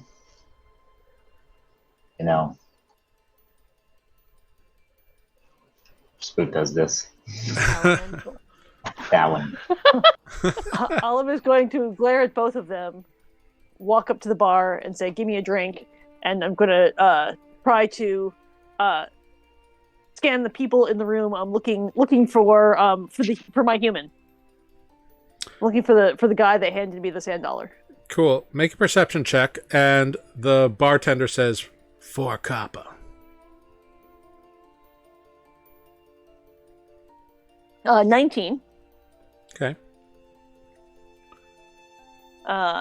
And Olive's going to lean over to Spoot and Grig. Either you have change. Yes. I have a lot here. I'll buy us all around. And if you have any sort of sweeter or something, I like. I'm pretty sure you get liquid or not. He kind of chuckles and points to each of you in turn. Points to Olive, 4 copper. Points to Spoot, 4 copper. Points to you, 2 silver. Okay. Nods and looks at you expectantly. And then I pay. Okay. He takes the coins, walks away. As he's getting your beverages, Olive, you're scanning the room. You do not see the gentleman who gave who gave you the sand dollar and spoke to you. Like, you would know what he looked like. I mean, I talked to the guy. Yeah. In broad daylight. Hmm? So. Well, in drizzly daylight, but yeah. Sure. But not like, in a dark alleyway in the middle of the night. Right. Yeah. You don't see him. Right. About 3 or 4 minutes later, he plops a tankard in front of Spoot, a tankard in front of Olive, and a glass in front of Grig. Cool. Is it sweet? It is an extremely sweet cordial that you have. Delicious. Hey, thanks. He just nods. Sure. No one buys those anyway. Olive will taste the contents of her tankard. It is an ale. It is flat. It has very little body. And it may be watered down. Well, it was only 4 copper. I mean, at least it doesn't taste like it's going to kill us.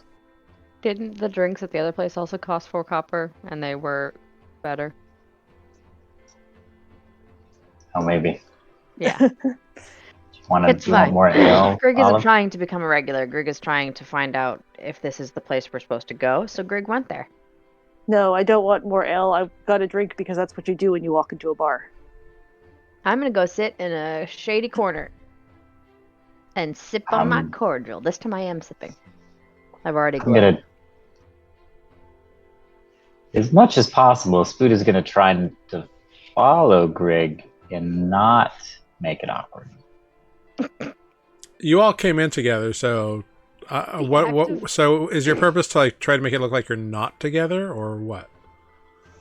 No, I'm just gonna try to act casual. Make a deception check. Could be performance. I'll take a performance check. Do awkward nods at everybody you pass. Be trying pours to his drink on make the eye nearest contact. Okay, Oh, boy. you think you're very casual, Spoot. Spoot's just like, Yeah. Hello, fellow youths. nodding to everybody while you hold your skateboard. Nobody nods back to you as you walk to a corner table. oh, sad. Spoot is sad. Just kidding. All right. Olive's going to take the long way around to the same table and continue to scan people's faces. Hard to do, but you got dark vision. I do. So This bar is not more than 60 feet long. No, it's fairly not. You don't notice the man you met. You do notice one thing that's kind of weird. Off to one side, kind of next to the bar, that you didn't see before, but as you take the long way around, you do notice. There's a very nice-looking blue velvet curtain, which seems kind of out of place given the like ramshackle nature of the rest of the bar. Because the tables are like gouged out, whether from years of use or like cutlery or maybe brawls. Some of the chairs look like they've been like the legs have been like tied together so they don't fall apart, splay out. Like it's obvious. This place is not about keeping up appearances. Does the curtain look like it goes like behind the bar, or does it in a different direction? So it shares a wall with like behind the bar, but it's next to the bar. So like it goes to like another section or room or kitchen or something. We'll rejoin Greg and Spoot at the table and say, "There's a blue velvet curtain over there. I don't know where it goes. I don't think we should be super obvious about looking."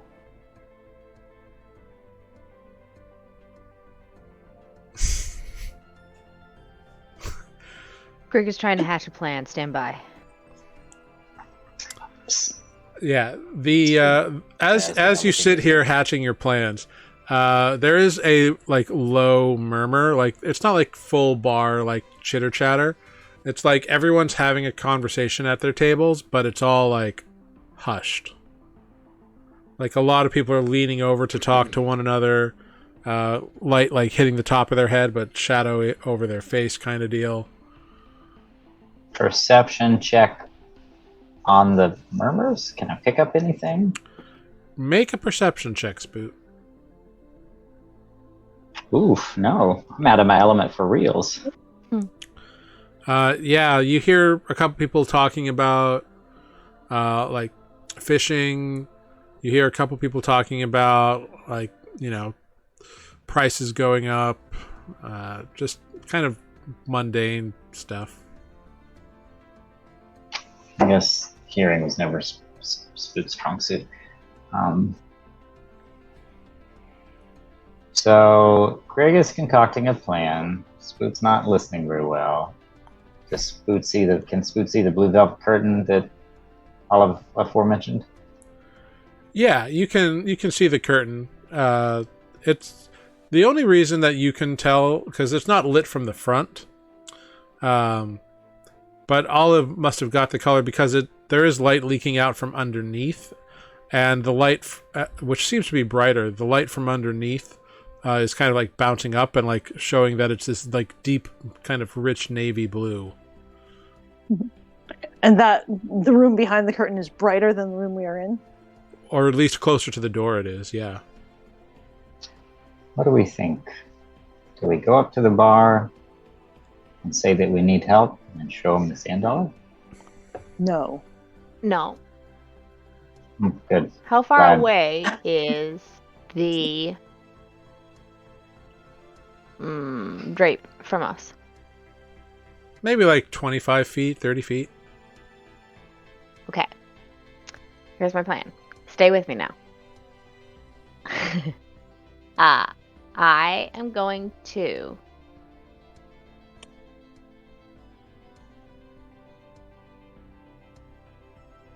I don't have any way of sensing what's going on. I was going to say that I could send my mage hand holding the sand dollar, slide it under the door, and see if, like, do it sneaky like, and see if anybody comes out trying to figure out why it went through the door. If I Like, reverse pocket pick it, like they did to me. You could wrap it up in your note and slide it under the curtain and see what happens. It's true. Visual semantic. So I couldn't really cast Arcane Eye without that making a scene. That was... Yeah, I was thinking about doing the same for Find Familiar, but...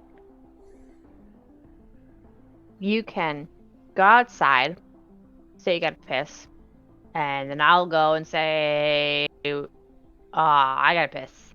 And then we'll make a lot of noise, and you can turn into something small and go in there and just look. Just look. Don't do like last time. Don't get caught. Well, I was thinking about maybe calling a familiar, which I could get in the form of like a crab or a frog, since we're next to the river. But they would see you make the spell, which would be suspicious, right? Right. Unless we right. went out. Right. There is a verbal and somatic component to that, so they're going to all watch me go ba-da-ba-da-ba-da. Pretty sure there's a material cost as well. Not for me. Oh, right, because of your druid thing. Yeah. That's right. We can't do that thing that Nereus does where they do sneaky spells. No. Well, that would be cool. No, I can cast Find Familiar without material components, but it is still verbal and somatic, so it's not If exactly one subtle. of you wants to attempt to subtly cast something, Nereus can do it because he has a magical ability that allows him to do so. Which really just means he doesn't have to do somatic components. If you want to attempt to cast a spell under your breath or like under the table or something, I will allow you to attempt that with a sleight of hand check. Maybe Griggs Mage Hand. I mean, if we've got 4 of these, 3 of these, I can count. We obviously won't see anything. We'll just be Right. I was going to passing the say, note what are we going inside? to gain by putting... We see if someone comes out. But What like, if we write a note that just says, "Did you give us a sand dollar?" and put it under the door? but like, we don't know what's in there. Like, we don't even know if there's someone in there right now. It might be an empty room. No, but if they go and they see the note and someone comes out, then we'll know. We'll get their attention, right? Without having to go there. Sounds like We this just where I stay wish here I all could night. see who comes out. Wish Yeah. I could do a wisdom check. Because Nat's not. As you're all having this discussion, you see that blue curtain moves, and a young, like, teenage girl comes out, like, with a empty tray, like, under her arm, and she kind of darts behind the bar, and doesn't even say anything to the bartender, but just sort of seems to, like, grab a glass of something, and then, like, put it on the tray, and then take the tray back. How is she dressed? Like, is she... She's dressed like an average person would be dressed. She's got like a red kind of underbodice, or a red bodice, and like a tan vest over it, and like a kind of blue and brown skirt kind of deal. Like your average serving wench in a rough and tumble bar? Wench is a harsh term, but yeah. A little bit. So, new plan. We kidnap that girl, and I change into her, and then I go in there. I hate this plan.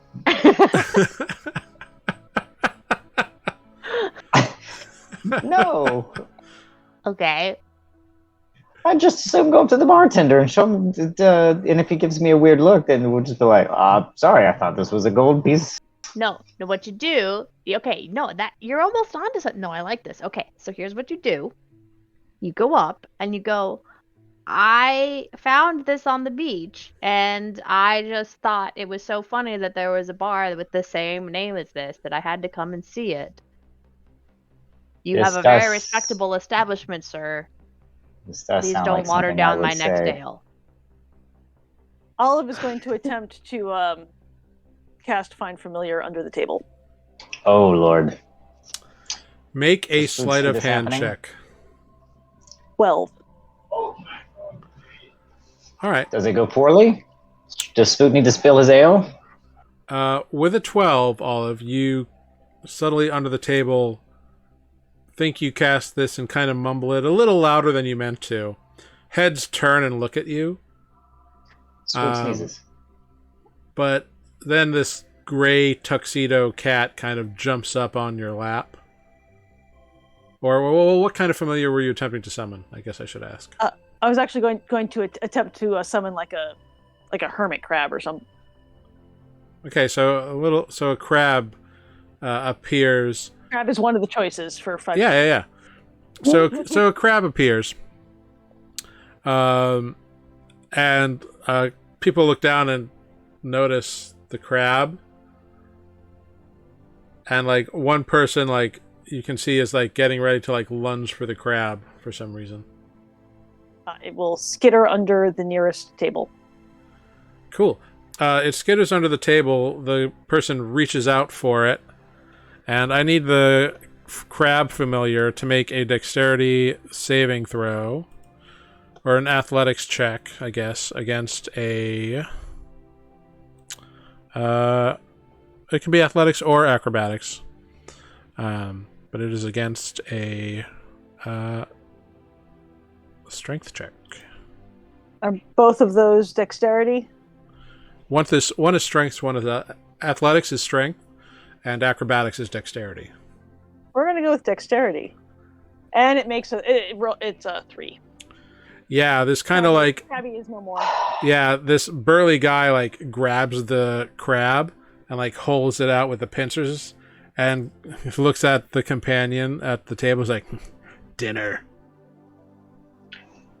and takes the crab and shoves it into a bag and like closes the satchel. He's gonna be real sad because it's gonna vanish. You can dismiss the familiar just like that. Once it's in the bag, so it doesn't vanish in his hands. But yeah. Once he puts it in the bag, you can dismiss the familiar. You should note that you can resummon the familiar as well. I can, because it didn't take any damage. It didn't die, or it did not die. So like you just dismissed it to a pocket plane, and you can pump it out. I can get it back. Cool. It will still be a crab. Yes. It can cause it to appear in any unoccupied space within 30 feet of me. How far away is this blue curtain? About 25, 30 feet. Cool. I think it should reappear at the bottom of the, sliding under the curtain. Cool. Yeah, I'm going to say that is not as obtrusive as casting the spell, so there's just a crab that kind of materializes there. Nobody notices it. It's a beachside bar. Sometimes there are pests. Sure, but crabs don't often hang out after sundown. Yeah, whatever. Seemed less likely to make a scene than a rat. Well, you can't tell. But either way, your crab is now sitting underneath this, at the bottom of this velvet curtain. Cool. Olive is going to rest her tankard on the table and see through the crab's eyes. This is when the 100. Yeah. Yeah, you kind of warg into your crab here, and it's this tuxedo gray crab, I guess,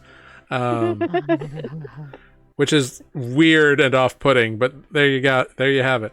And it's a little weird getting used to seeing things the way a crab does, because the eyes are out here, and so it's a little disconcerting at first. A couple of different things. Yeah, the only thing, it's all peripheral. That's weird. I like it. But eventually you get the hang of it, and you can see that you are at the bottom of this drape.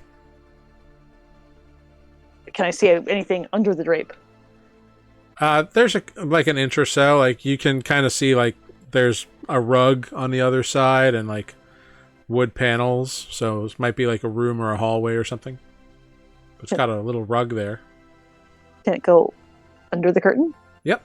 It's a curtain, right? Not a solid door. So yep, it's a curtain. Yeah, and so you can skitter under there.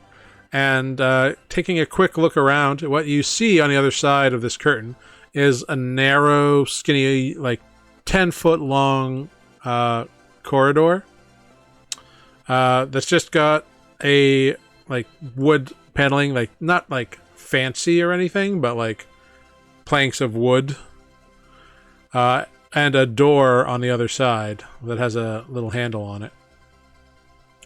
There's a lantern in the middle of the thing, and that's what's casting all the light in here. I'm going to mutter to my friends quietly. There's a hallway to a door. There's another room down there, down a long hallway. I don't know how that fits into a building this size, but there's a hallway and a door. I don't there's nobody in the hallway, right? Not at this moment, but you know that a serving girl went down here not too long ago. Sure, but there's no one there to stop the crab from running down the hallway. Not yet. Skitter, skitter, skitter, skitter, skitter. Yeah, it's very easy to skitter down that hallway. Is there a gap under the door, or is the door flush to the? There's a very quarter inch kind of gap, but it's not hermetically sealed or anything. All right. The crab is going to skitter into the corner where the door would open. Okay. You know, at the side where the door would open, and just sit and wait. All right. So you sit in that corner. And Olive will tell it to let me know if if the door opens. Almost immediately as you kind of settle into that corner before you warg out, the door opens inward into the room, so not into the hallway. And the serving girl walks out, closes the door behind her, doesn't even notice the fucking crab because it's a little crab in a corner, and just walks out of the curtain with that tray under her arm. And you and those of you at the table who are not in crab vision see the young girl come out from the curtain. Okay. Olive's going to ask the crab to move to the other side, to be along the wall, but ideally in a place that if the door opened again, it could see into the room. Okay. And the crab does so. Skitters over? Yep, skitters over. All right. Let me know if the door opens again, and pop back out. You know, do a little like I've been drinking too much, and sure. Yeah. So your familiar Gray is in crab mode, watching the door, seeing if there's anything to see. Yep. And how long are you willing to like hang out here before something happens? Or before you all like decide to do something else, I should say. I'm starting to feel like we might need to think of something else. I mean, I'm willing to give it, the course of these drinks. And then maybe, like, just take out the sand dollars and start playing with them. Like, put one on the table and just start spinning it. Just like we're fiddling with the thing. Yeah, let's give it, like, I don't know, happens. half an hour or an hour, and see, Yeah. I mean, Wow. the girl, we just saw the girl come and go twice within the span of just a few minutes, so maybe she'll go back. Seems like a long time for only one drink. Sip slowly. They're not very good drinks.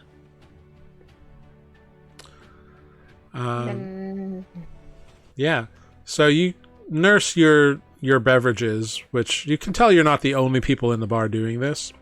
But about 15 minutes goes by before the girl goes back through the curtain.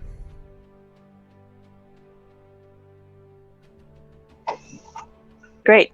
We think this is a secret kind. Do me a favor, make a stealth check for Gray here in this moment as he is trying to hide in a corner. And now she is walking from a direction where she could potentially notice a crab. Sure. What did I just do with my crab? That would be 5. So she walks down the hallway and... Oh, no. +2 to that. 7. Great. Sorry, I get +2 to stealth. Cool.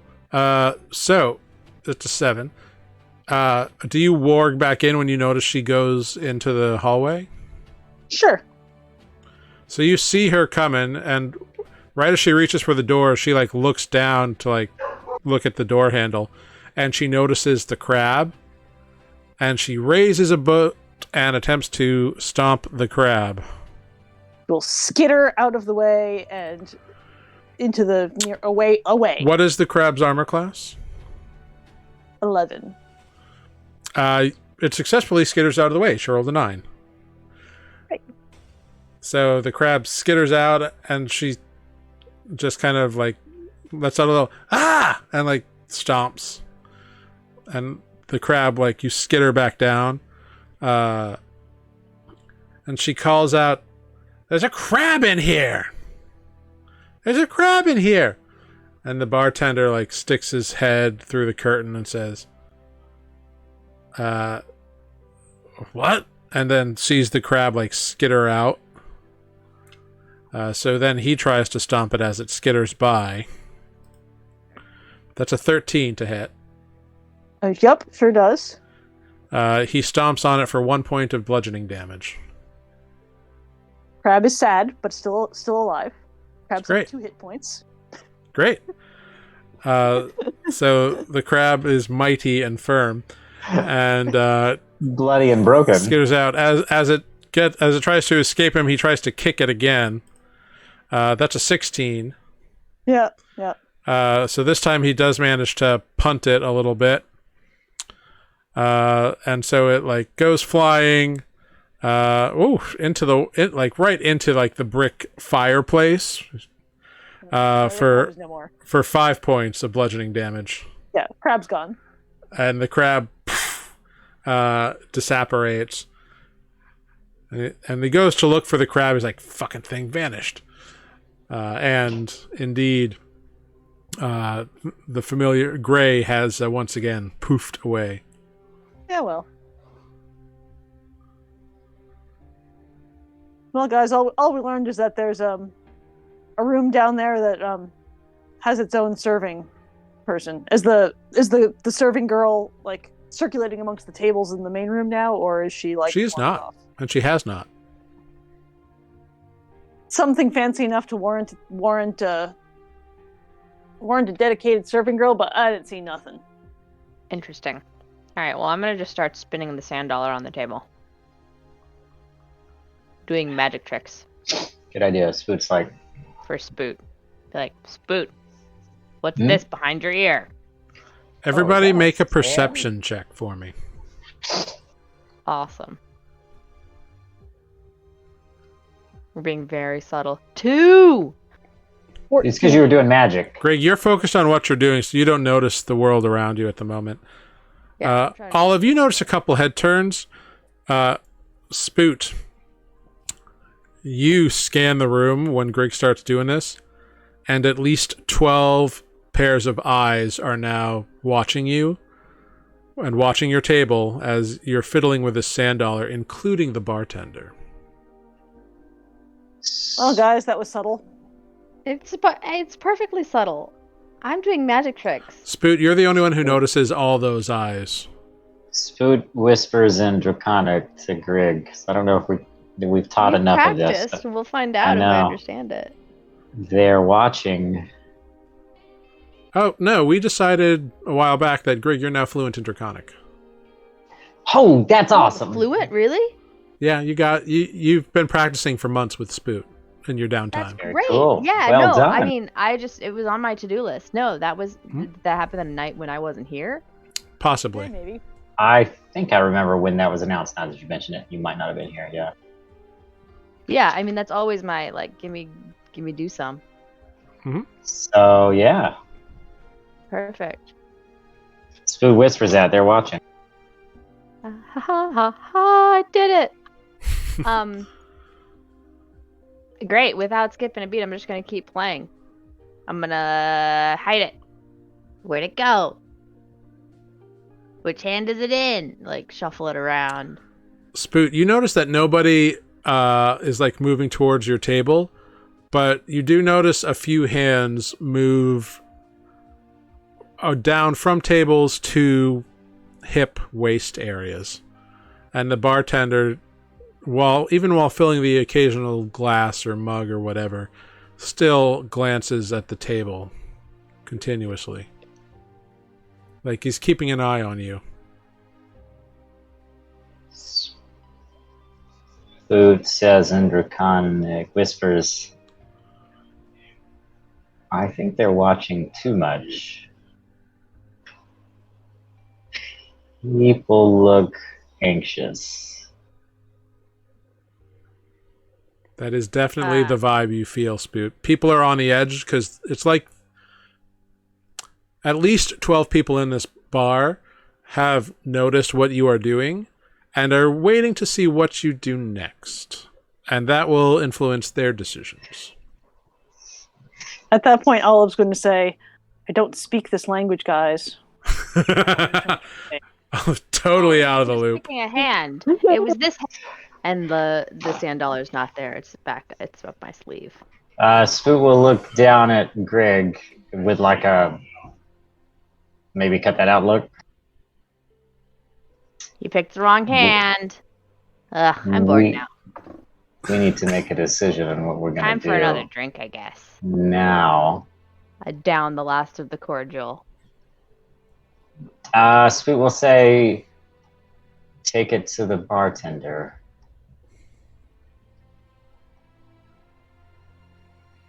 Greg is gonna halfway believe the advice. Greg is gonna go to the bar and order more drinks. 2 silver, 8 copper. Okay.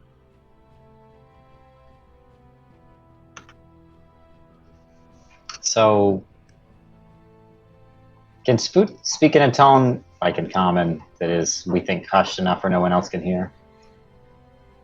To Olive at the table, or where? Yeah, to all of the table. You can certainly try.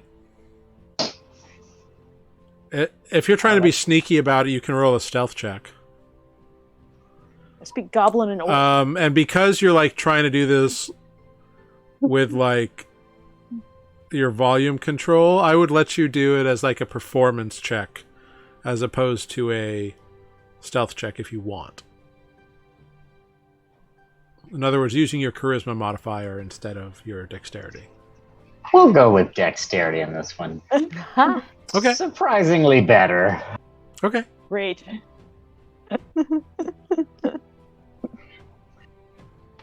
Sweet will say, I said we're getting some uncomfortable reactions. With a 15, yeah, you whisper it pretty good, like out of the corner of your mouth, fairly close to Olive's ear. You're pretty sure nobody else picked it up. We need to... Do you do food? Meanwhile, I'm at the bar. We need to decide what we're gonna do about this. It looks down at you. Got any peanuts? Yeah.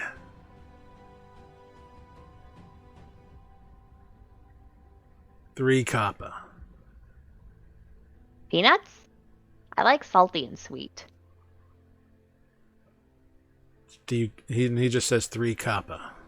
Yeah, that's fine. I do 3 copper.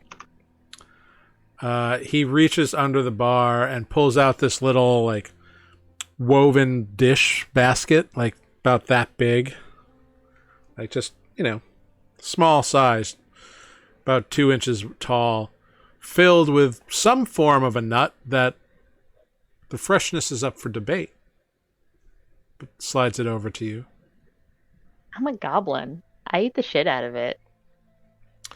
They are like they're a cross between like a walnut and a pecan, Awesome. but they are like chewy.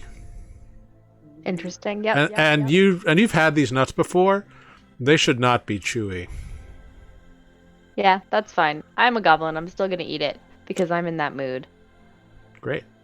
I am in the mood to be not bothered because I want to see what they're gonna do. Yeah. Yeah, he just watches you as you chow down on these fresh nuts. And That's right. Fresh. I'll go back to the table and be like, "These nuts are awful. Don't eat them, but I'm going to."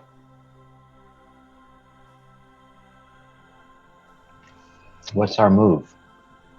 I don't know. Why are they anxious? I think because you're causing a scene. Not causing a scene. We're sitting quietly at our table. I was just doing some magic, and now I have nuts of questionable origin. I think the magic part was the causing a scene part. I think the sand dollar means something. I mean, yeah. I think we need to show non-hostile. We haven't done anything hostile. Oh, I know, but they looked ready for it. Wow. What kind of I people mean- give people sand dollars and then get hostile when you show them? I don't know the rules here. Also, we don't know that these people here are the people who gave them to us. I don't see the guy who gave me mine anywhere. And that, The That- note said, whatever that is, the next table definitely has a dagger in their hand.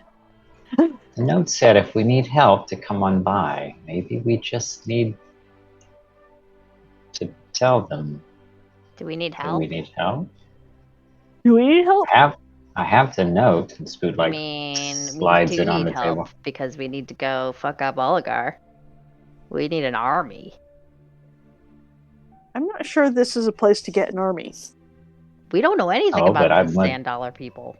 much rather them be on my side than Sure. unless you Well, tell me otherwise. You can decide. I tried the subtle route and everyone wanted to hurt me, so I'm just gonna eat these disgusting nuts. And really, they're not even the worst ones of these I've had. Is that sad?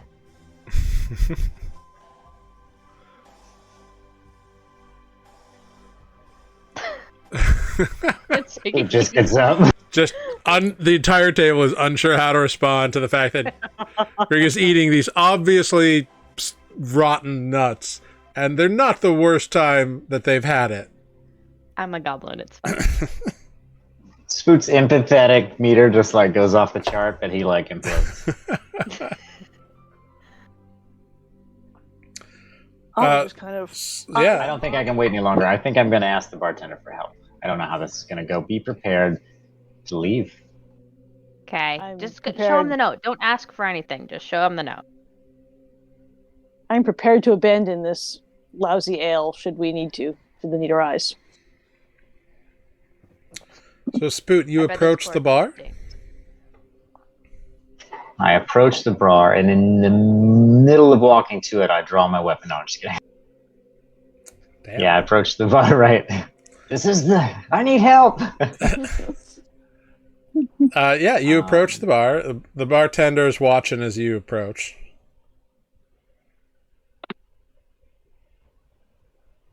Awkward silence. You get to the bar. He's like, "Problem." I need help. And puts the paper on the table. He looks at the piece of paper, looks back at you, raises an eyebrow. How sad for you.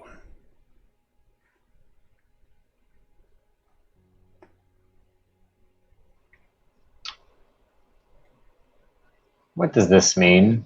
Spoot puts the sand dollar on the table. He picks it up, looks at it, and kind of like flips it around and looks at it, puts it back on the bar. Everyone has their price. And he cocks his head to the velvet curtain.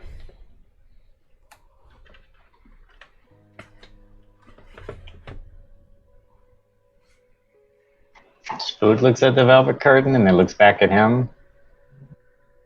And he just stares at you and looks back to the velvet curtain. Spoot picks up the items off the bar. He looks back at the table. How far am I from our table? You're about 15, 20 feet from the table at this point. Because the table's kind of back there and the curtain's like right over there. And the bartender's like staring at you now, like expectantly. Spoot goes to the curtain, Bartender watches you. opens the curtain. You see a hall. You see like a 10-foot long hallway, like wood panel, like wood board panels, and a wooden door at the end with a little doorknob on it. Brightly lit in here. Looks back at our table. You see your two friends sitting there. Back in the hallway. There's nothing new in the hallway. And The Spoot walks bartender through the is curtain. looking at you like, well, Spoot walks through the curtain. And he says, "No crabs in here!" curtain closes. You are in the hallway. Olive will look at Green and think, do you think we should go after him? Let's listen for sounds of screams. He's pretty good at killing. Spoot walking down the hallway.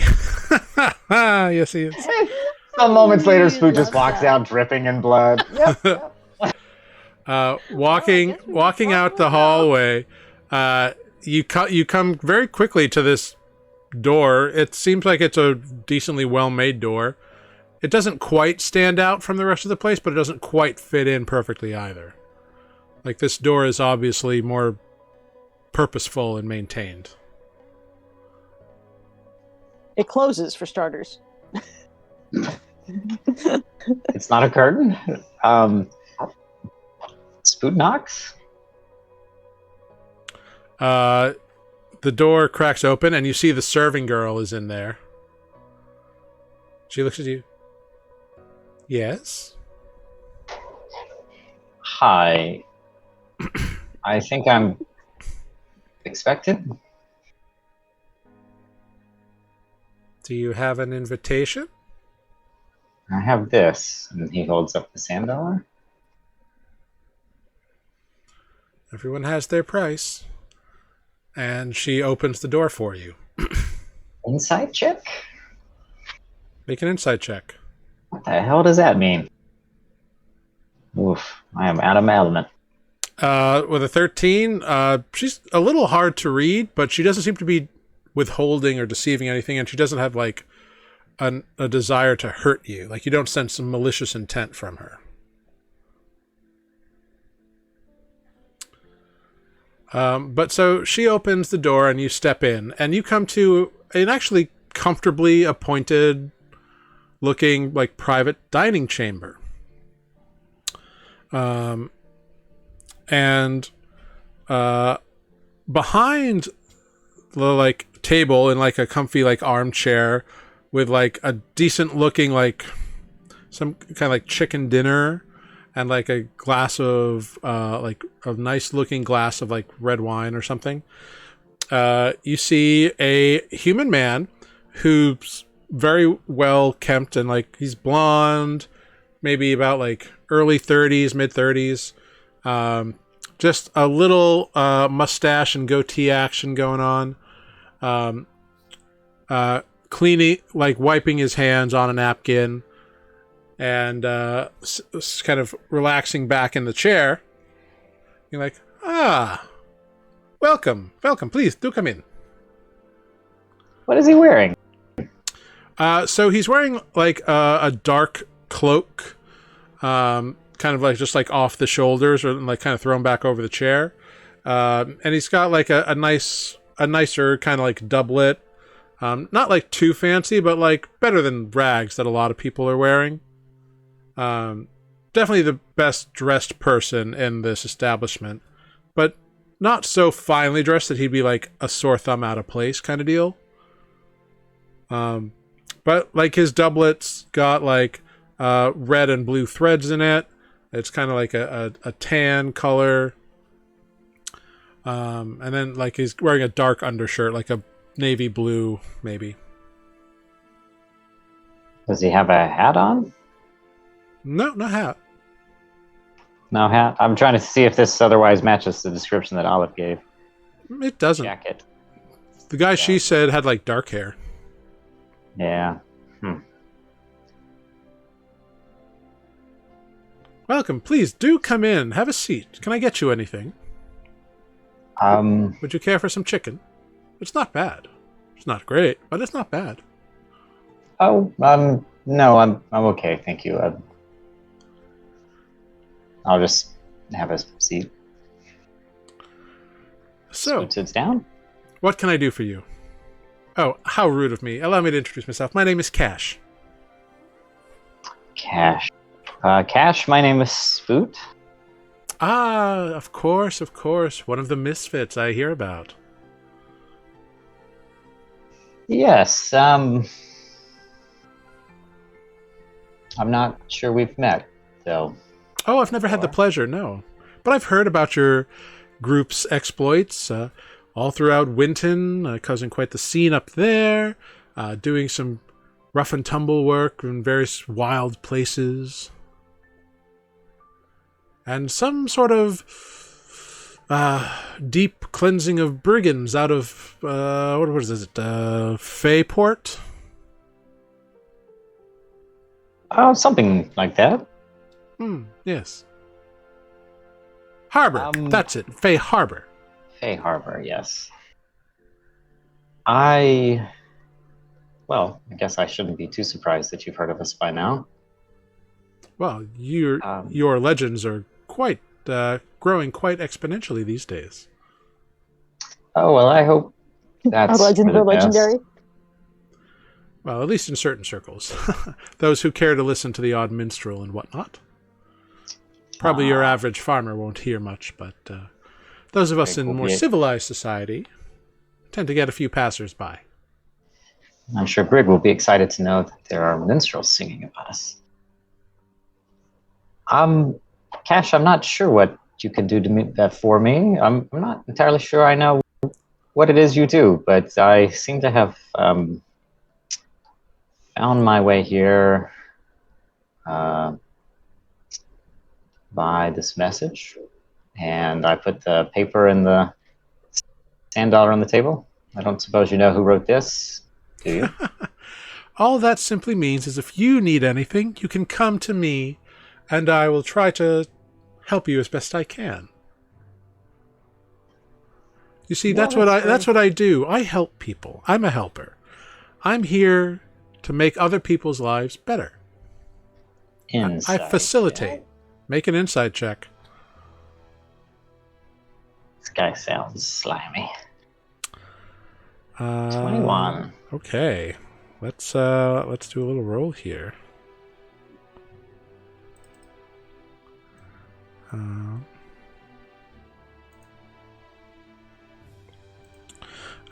This guy is very practiced at speaking his truth and his view on the world. You can tell, but you can see through it.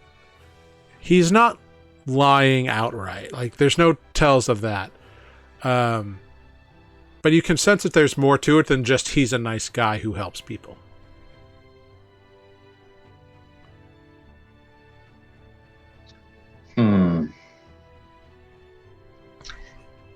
Spoot will take a moment and say, I must say, with a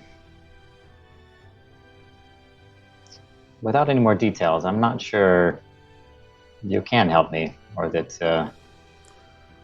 Well, for example, if you were looking for a certain something, maybe a fanciful cloak or an invitation to a certain party or any of those kinds of things, I might be able to help you out. If you're looking for information on something or someone, I might know people and I can call in a favor or two. See, Mr. Spoot, do you mind if I call you Mr. Spoot? Should I just call you Spoot? How should I address you? Spoot will suffice, thank you. Well, my dear friend Spoot, I have been doing this a long time, and all I desire is a peaceful, well-organized society where people help one another. I help you, you help me, and everybody lives happier, healthier lives, longer lives, richer, fuller lives. That's all. What sort of help do you need? You wouldn't be here if you didn't feel like you needed some help. Anything in Mindarian, I can probably get for you. Well, as it so happens, I think the help we need probably lies a little further out from Mindarian. But I will keep this offer in mind for sure. Thank you, Mr. Cash, if you don't mind me saying. Oh, please, just Cash is fine. No need to stand on honorifics among good friends. Very well. Well, thank you so much for having me tonight. I'm sorry to make it so brief. It's very well to make your acquaintance, and should we... Before you go, are you sure I can't assist you with anything? You came all this way, and you and your friends have had 2 rounds, and honestly, the drinks here are not the best. Listen, I must be honest, I'm not really one for drinking, but it isn't the best I've had, no. Oh, I know. But unfortunately, sometimes you just have to deal with where you can afford a meager business to be set up. No, I understand. You certainly sound like a savvy business person.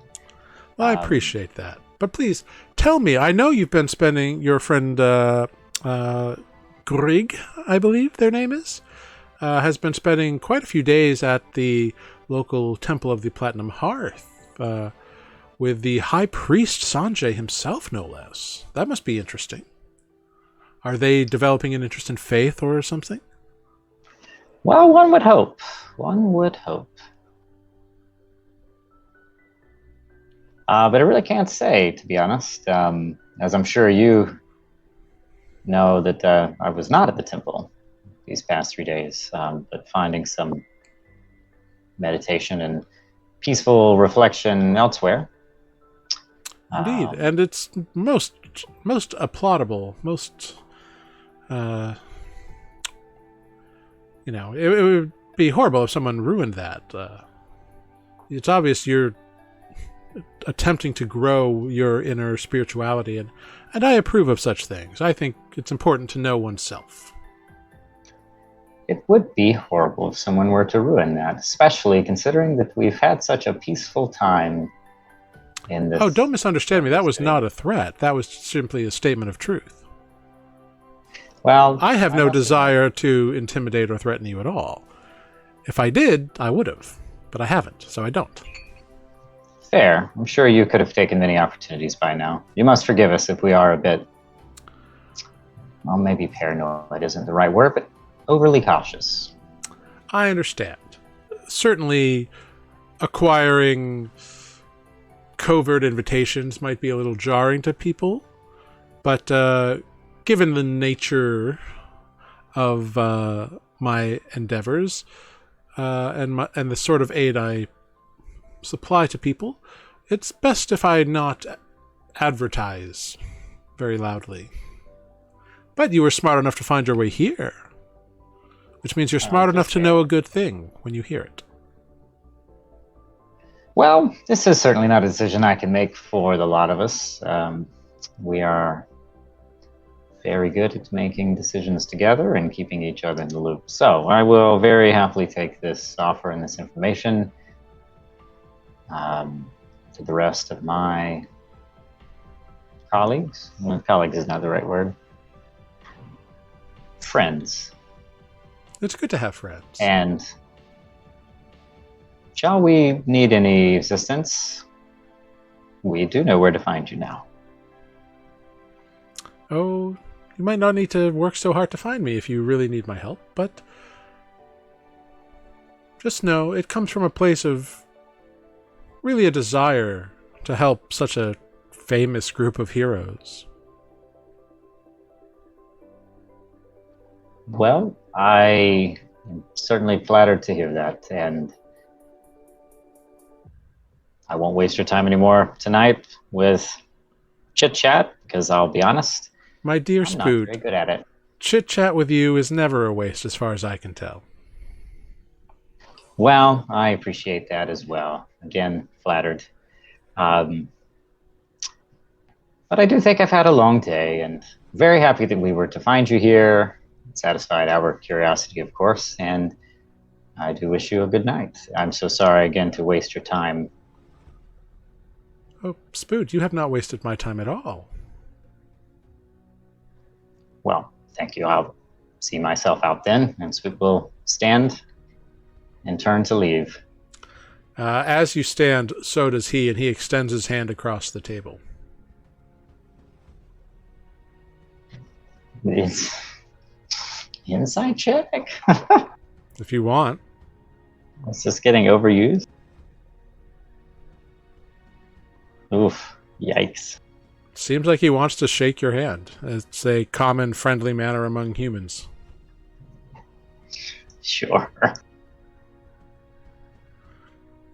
So you reach your hand out, and he shakes it vigorously, and he's like, "It's certainly a pleasure to meet you, Spoot, and I look forward to facilitating any need or desire I can for you." Well, thank you again, Of course. and good night. And he kind of walks you out. And of course, if you need anything during your time here in Mendarian, supplies, health potions, water breathing potions, anything at all, you just come on by and let me know. Much appreciated. Of course. I'm here to help, Spoot. And I would be happy to help a group as infamous as the Misfits. Spoot is thinking in his head, how the hell do I get out of here? The serving girl opens the door, and he's like, well, you have a pleasant evening, and say hello to your friends for me. I'm sure they're tired of the swill that they get in this place. Oh, yes, I'm sure we've had too many now. Well, you have a safe journey back to the Howling Steep. Spoot just nods. And he nods back to you, and the serving girl closes the door, and you are alone in the hallway. Says Spoot. And then he goes out the blue curtain toward the table where Greg and Olive are staying and says, I think we're done here. No screaming? You didn't kill anybody, right? What was in there? I'll tell you once we're outside. Okay. Shall we then? You sounded like Mr. Rogers. If he threatens my friends again. Okay. He did not threaten anybody. No, sure. No. You rolled some pretty good insight on him. You did not detect any sort of threatening desire. That's true. He was very quick to correct himself, too. All right. Spoot's not one for intimidation, but he's also not one for taking threats. But, Spoot will just make his way out the door and hope that Olive and Greg are finished with their drinks and soon to be behind me. Fine. Olive will happily abandon half a tankard of ale on the table. I'm gonna chug that cordial. Give me that cough syrup. Yeah, anyone else it would probably be pretty rank, but Greg's into But you're it. a goblin. Greg is a goblin. That's right. Yeah. Does something like that really expire? It's not about that. It's just about the quality of how goodly it's made. And Right. How fair. good it was when it was started. yeah. Right. Probably not the freshest of berries. But so you all leave the Sand Dollar and can begin the trek back to the Howling Steep in the drizzling rain along the bridgy city streets of Mendarian. I'm gonna try to guide my two friends in a way to do it in a not, I don't know, like we're trying to ditch a tail, but not trying to ditch a tail. Like we're not jumping on rooftops and stuff. We're just trying to make it hard to be followed. Okay. Then everyone go ahead, give me a group stealth check. I will say that Greg doesn't quite grant advantage, but you'll all get a +2 bonus. Cool. Great. This is probably not a guidance from Greg's thing, is help. No, because it's not like a quick It's not a hide. moment. It's a prolonged thing. Copy. I do usually somehow come out of this better than I would expect a turtle to. Yeah, Just trying to. you all evade most of like the brightly lit areas and the occasional cluster of people who are like stumbling out of a bar drunk. Oh, I want to use the cluster of people to like make it hard for someone to follow us as we turn a corner or something like that. Right. That kind of thing. Yeah, easy enough to do. But you find yourselves back at the Howling Steep unmolested. Great. Well, that's good. All right. So, Bill. No, go to our room. So, what do they want with us? Upstairs. well, wait, let's go upstairs to Olive's room to have this conversation, shall we? Sure. Okay. We can go up to We walk in the Ari. door and we go, "What is that?" You open the door, Spoot, and you see something terrifying and disgusting on your bedroll. Well, you don't have much of a bedroll because you sleep in your shell. But like on the stuff that you've left there, you see this strange creature like staring right at the door.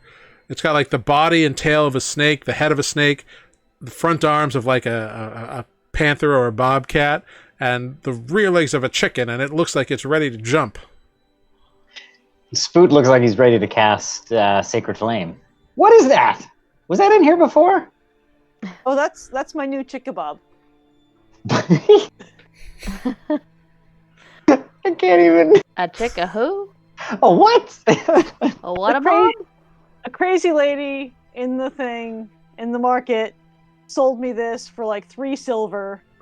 I thought it was interesting. What I is did it supposed to wait be? As far as Olive knows, it's a real thing. Is it nature check? Yeah. Make a nature check on a Me chickabob. too. Oh, interesting. Spoot Mike could be convinced that this is real. 19. With a 14 and a 19, neither of you have ever heard of a creature called the chickabob before. Where did she say this? North existed? of here. North of here. Olive, I've never heard of this. Neither. Um, It was the weirdest creature I found in the marketplace today. So I thought I would, study it. Spoot will say in Draconic, Greg, investigate it. I'll So- investigate it. Make an investigation check.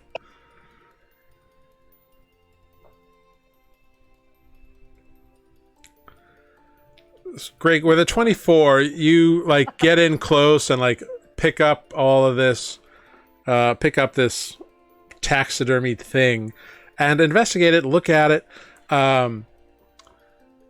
It is exquisitely crafted, but you find the tiniest of like telltales of like seams where like the front legs have been sewed on, like where the fur and the scales meet from like the body, and like the chicken legs, like they've got like scaled thighs that are probably from like a fourth creature, or a lizard or something. But then they end in these chicken feet, which are like stitched up inside the scaly thighs that are expertly sewn on to the body of this snake. It is 100% fake. Like it's not like it is. The pieces are real creatures, but like the entity that is constructed is manufactured from some crazy mind. But it's really well crafted. It's like superbly made. But it is definitely not a rendition of a real creature.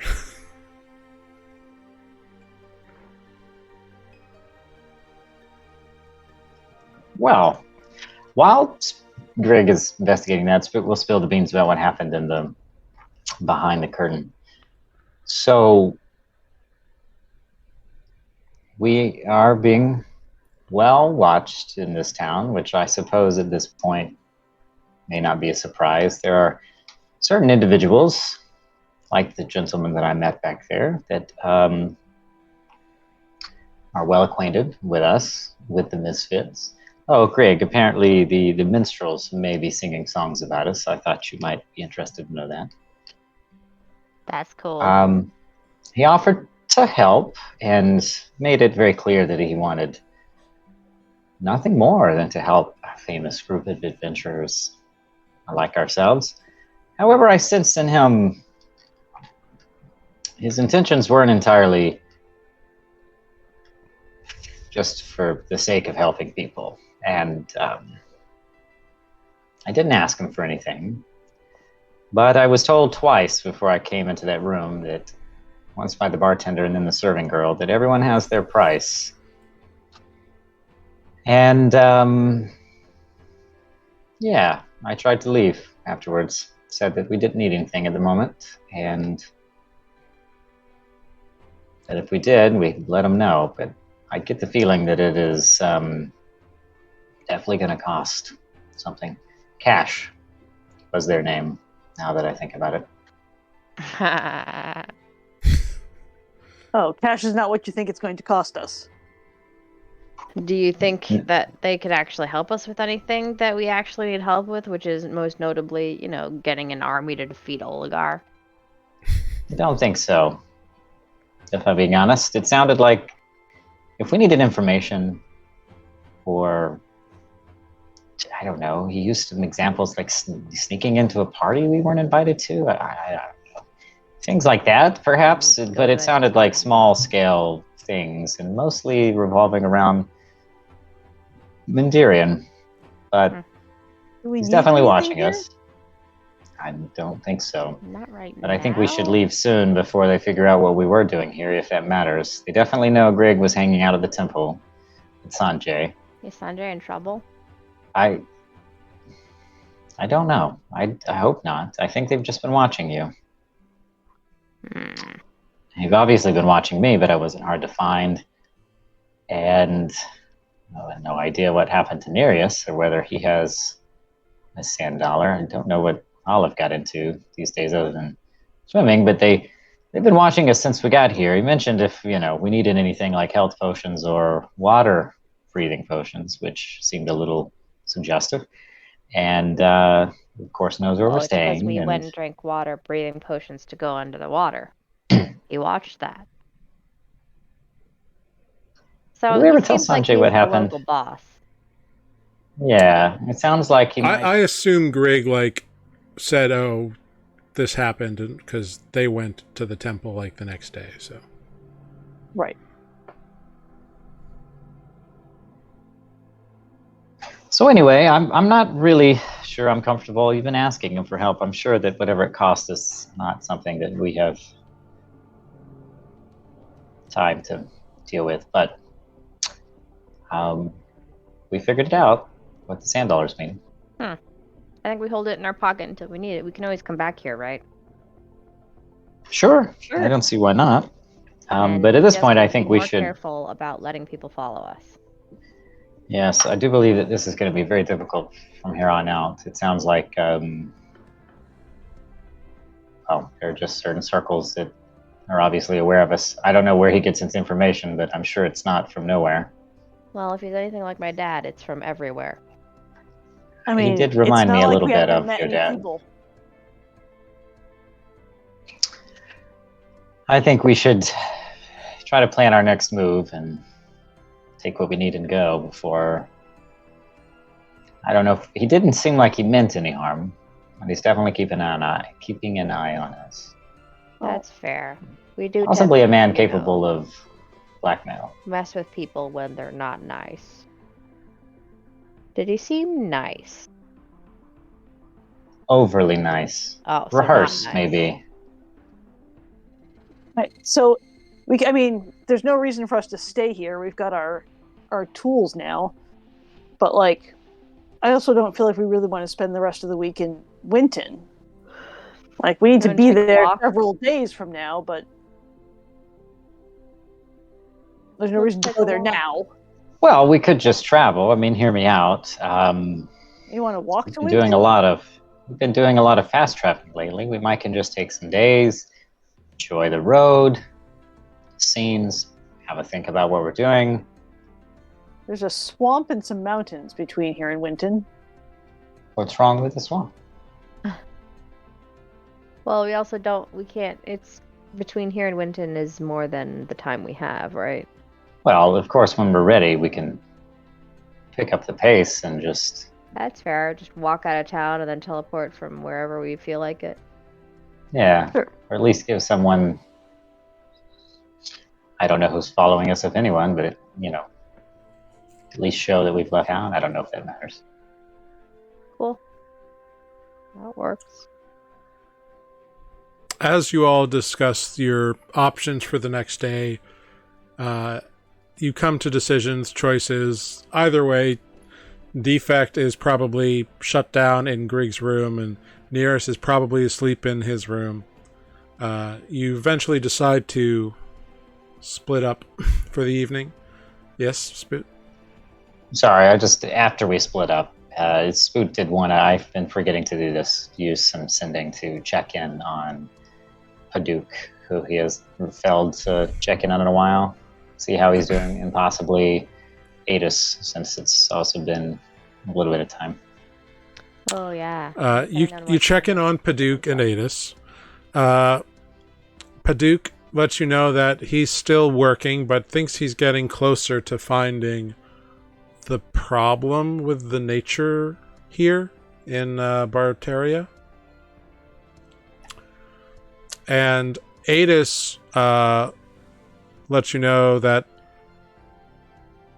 it's difficult finding a new butler, given the circumstance. Everyone else is recovering communally. Like, the staff was close with Stephen. Sebastian, sorry. Not that close. The staff was close. Jared was not. Yeah. I just played him on stream. I don't know. What do you want from me? I just played this guy once. A couple times. Stephen guy but anyway. so Sebastian's death, you get the sense it has still like rattled some people, and so it's pretty close. Well, but like there's no like imminent danger from either of them. Spoot will ask real quick to the present company if there's anyone else that we should be checking in on that I'm forgetting about. I'm gonna check on Fluxus. Gotcha. If no one else that we can think of that's important at the moment, I will use my last sending just to send one more back to Adis, just saying that, I understand. I'm sorry to hear that. We're very much thinking about you and everyone and doing all that we can to put an end to this madness. Adis responds that he and Kaelin both appreciate that very much. And he looks forward to seeing you next time you're home. And if you want to join our army to fight the Shade, come on down. You can certainly talk about that if and when you go to Fey Harbor next. You use your sending stone, Grig, to reach out to Fluxus, and don't get a response. But it's also pretty late, and he might not have it next to him. Do I need to... I didn't get a response last time either. Maybe he's dead. Maybe you like to send messages late at night when he's asleep, and doesn't have the rock next to him. Fair. Reminder. His rock doesn't have an answering machine on it. Because yours is an actual like sending stone, so he's got to have the thing with him, whereas Spoots is like directly to someone's brain. Okay. Do you want me to go direct to his brain? Answer from Fluxus. So either he's dead or he's not got the stone in his pocket. Well, I hope it's not the latter. No, not the former. Sorry. Hope he's dead. No, I'm just kidding. And with that, we'll end tonight's episode of Nuuli Forged with Spoot wishing death upon Fluxus. No. Fluxus is helpful. The turn to Death Cleric is complete. Try again in the morning. Oh God. You can try again in the morning. You all peel off, go to your rooms, settle down for the night. Hopefully the rain is kind of teetering off. It sounds like it's getting lighter and about to stop. So hopefully in the morning this rain will be gone and you can all decide what to do with your days. You've met an interesting individual today, and succeeded in getting some blessed jeweler's tools, which is a big ups for your current mission. So well done, everyone. We'll pick up there next week here on Nuuli Forged. Woo! Da, da, da, da, da, da. Great. Well done, everyone. That was a lot of fun. That was a little bit of a tense couple of moments there, where I was like, "Ooh, stuff's going to go down." Depending on what you had done at that bar, shit could have got real. Yeah. Interesting. Yeah. But you handled it. You went from like fine to like knife's edge, and you brought it back to okay. So good job. Well, done, it's Spoot. good that we didn't do any more magic tricks because they were clearly a tough audience. Stirring yeah. the pot. Not having it. It's all good, baby. It's all good. Well, thank you, everyone, for joining us this evening. We're going to go around and do some goodbyes. Plug anything you want to plug, anything like that. Yeah, feel free to do all that. We're going to start with Matt while I figure out who I'm going to raid. So take it away, Spoot. Oh, I'm taking it away again. I'm Matt. I've been playing Spoot, the Turtle Cleric, who is wiser than his player. I may not be here next week, which is quite unfortunate, but hopefully we get on track and get to not being threatened by mysterious people that give us weird dead exoskeletons. Who knows? Great. Next up, we got Olive. Okay, that's me. I am Sarah. I have been Olive. I am very sleepy. I apologize. We have social media. We are Nuuli Forged everywhere. Nuuli. On Twitter, I think, if that hasn't completely imploded yet. And Not yet, it's still Instagram there. And Facebook. And we have a YouTube channel where you can catch our past episodes, as well as here on Twitch. Or go to Twitch if you're watching this on YouTube. You know, whatevs. Good deal. Thank you so much. And up then we got Greg. Hi. I'm Greg. And also Amber. Thanks for watching me eat ice cream. I hope that you found ice cream in your freezer and or that you get some tomorrow. It does the... Well, I was going to say it does the body good, but it does the mental health good. I got nothing to push. Support the arts. Do spend money on people making things. That's my jam. I love it. The end. Very cool.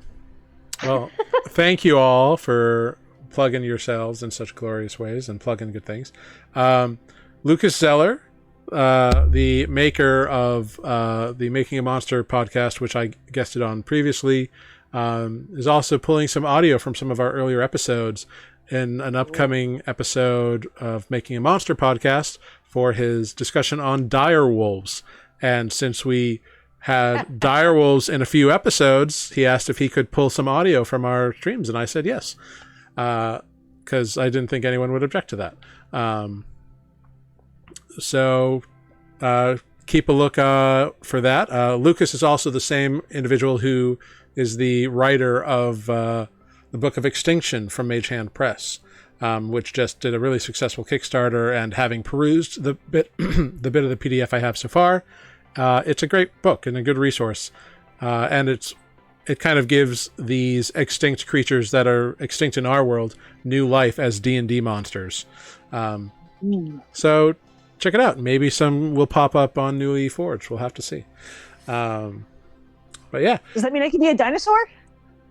I didn't. Who says dinosaurs are extinct on Nuuli? You just haven't seen one yet. I just haven't seen one. You just got to find them. I would like the record to officially state that Greg has said nothing about the Chickabob. Good to know. I noticed. It's probably for the best. Indeed. But It'll be like snipe hunting. Will help. right. But thank you all for joining us. Thank you all for watching us this evening. Thank you, Ives Got It, best moderator on Twitch, Thanks for giving us the shout outs and the commands all night. Thank you to everyone who popped in for a little bit. We're going to raid Yo Skylar Seymour. He's playing some Zelda over there. And he's just a fun little bean. So we'll raid him and say hi. Let him know he's been newly rated. We will see you all here next week on the 31st, right? Yeah, the 31st of May. For episode 118 of Nuuli Forged at 7 p.m. So we'll see you next time. That's it. That's fun. Be nice to each other. Be kind. Do something good for someone else. Don't be a dick. It's a crazy shit world out there these days, so just try to increase the good ups and decrease the bad downs. That's what I got. Support a local artist. Support a local restaurant. Buy local. Hashtag buy local. That's it. Well, that's all. Have a good night, everyone. We'll see you next week for some more D&D adventures and less economics, I guess. Good night, everyone. Economic.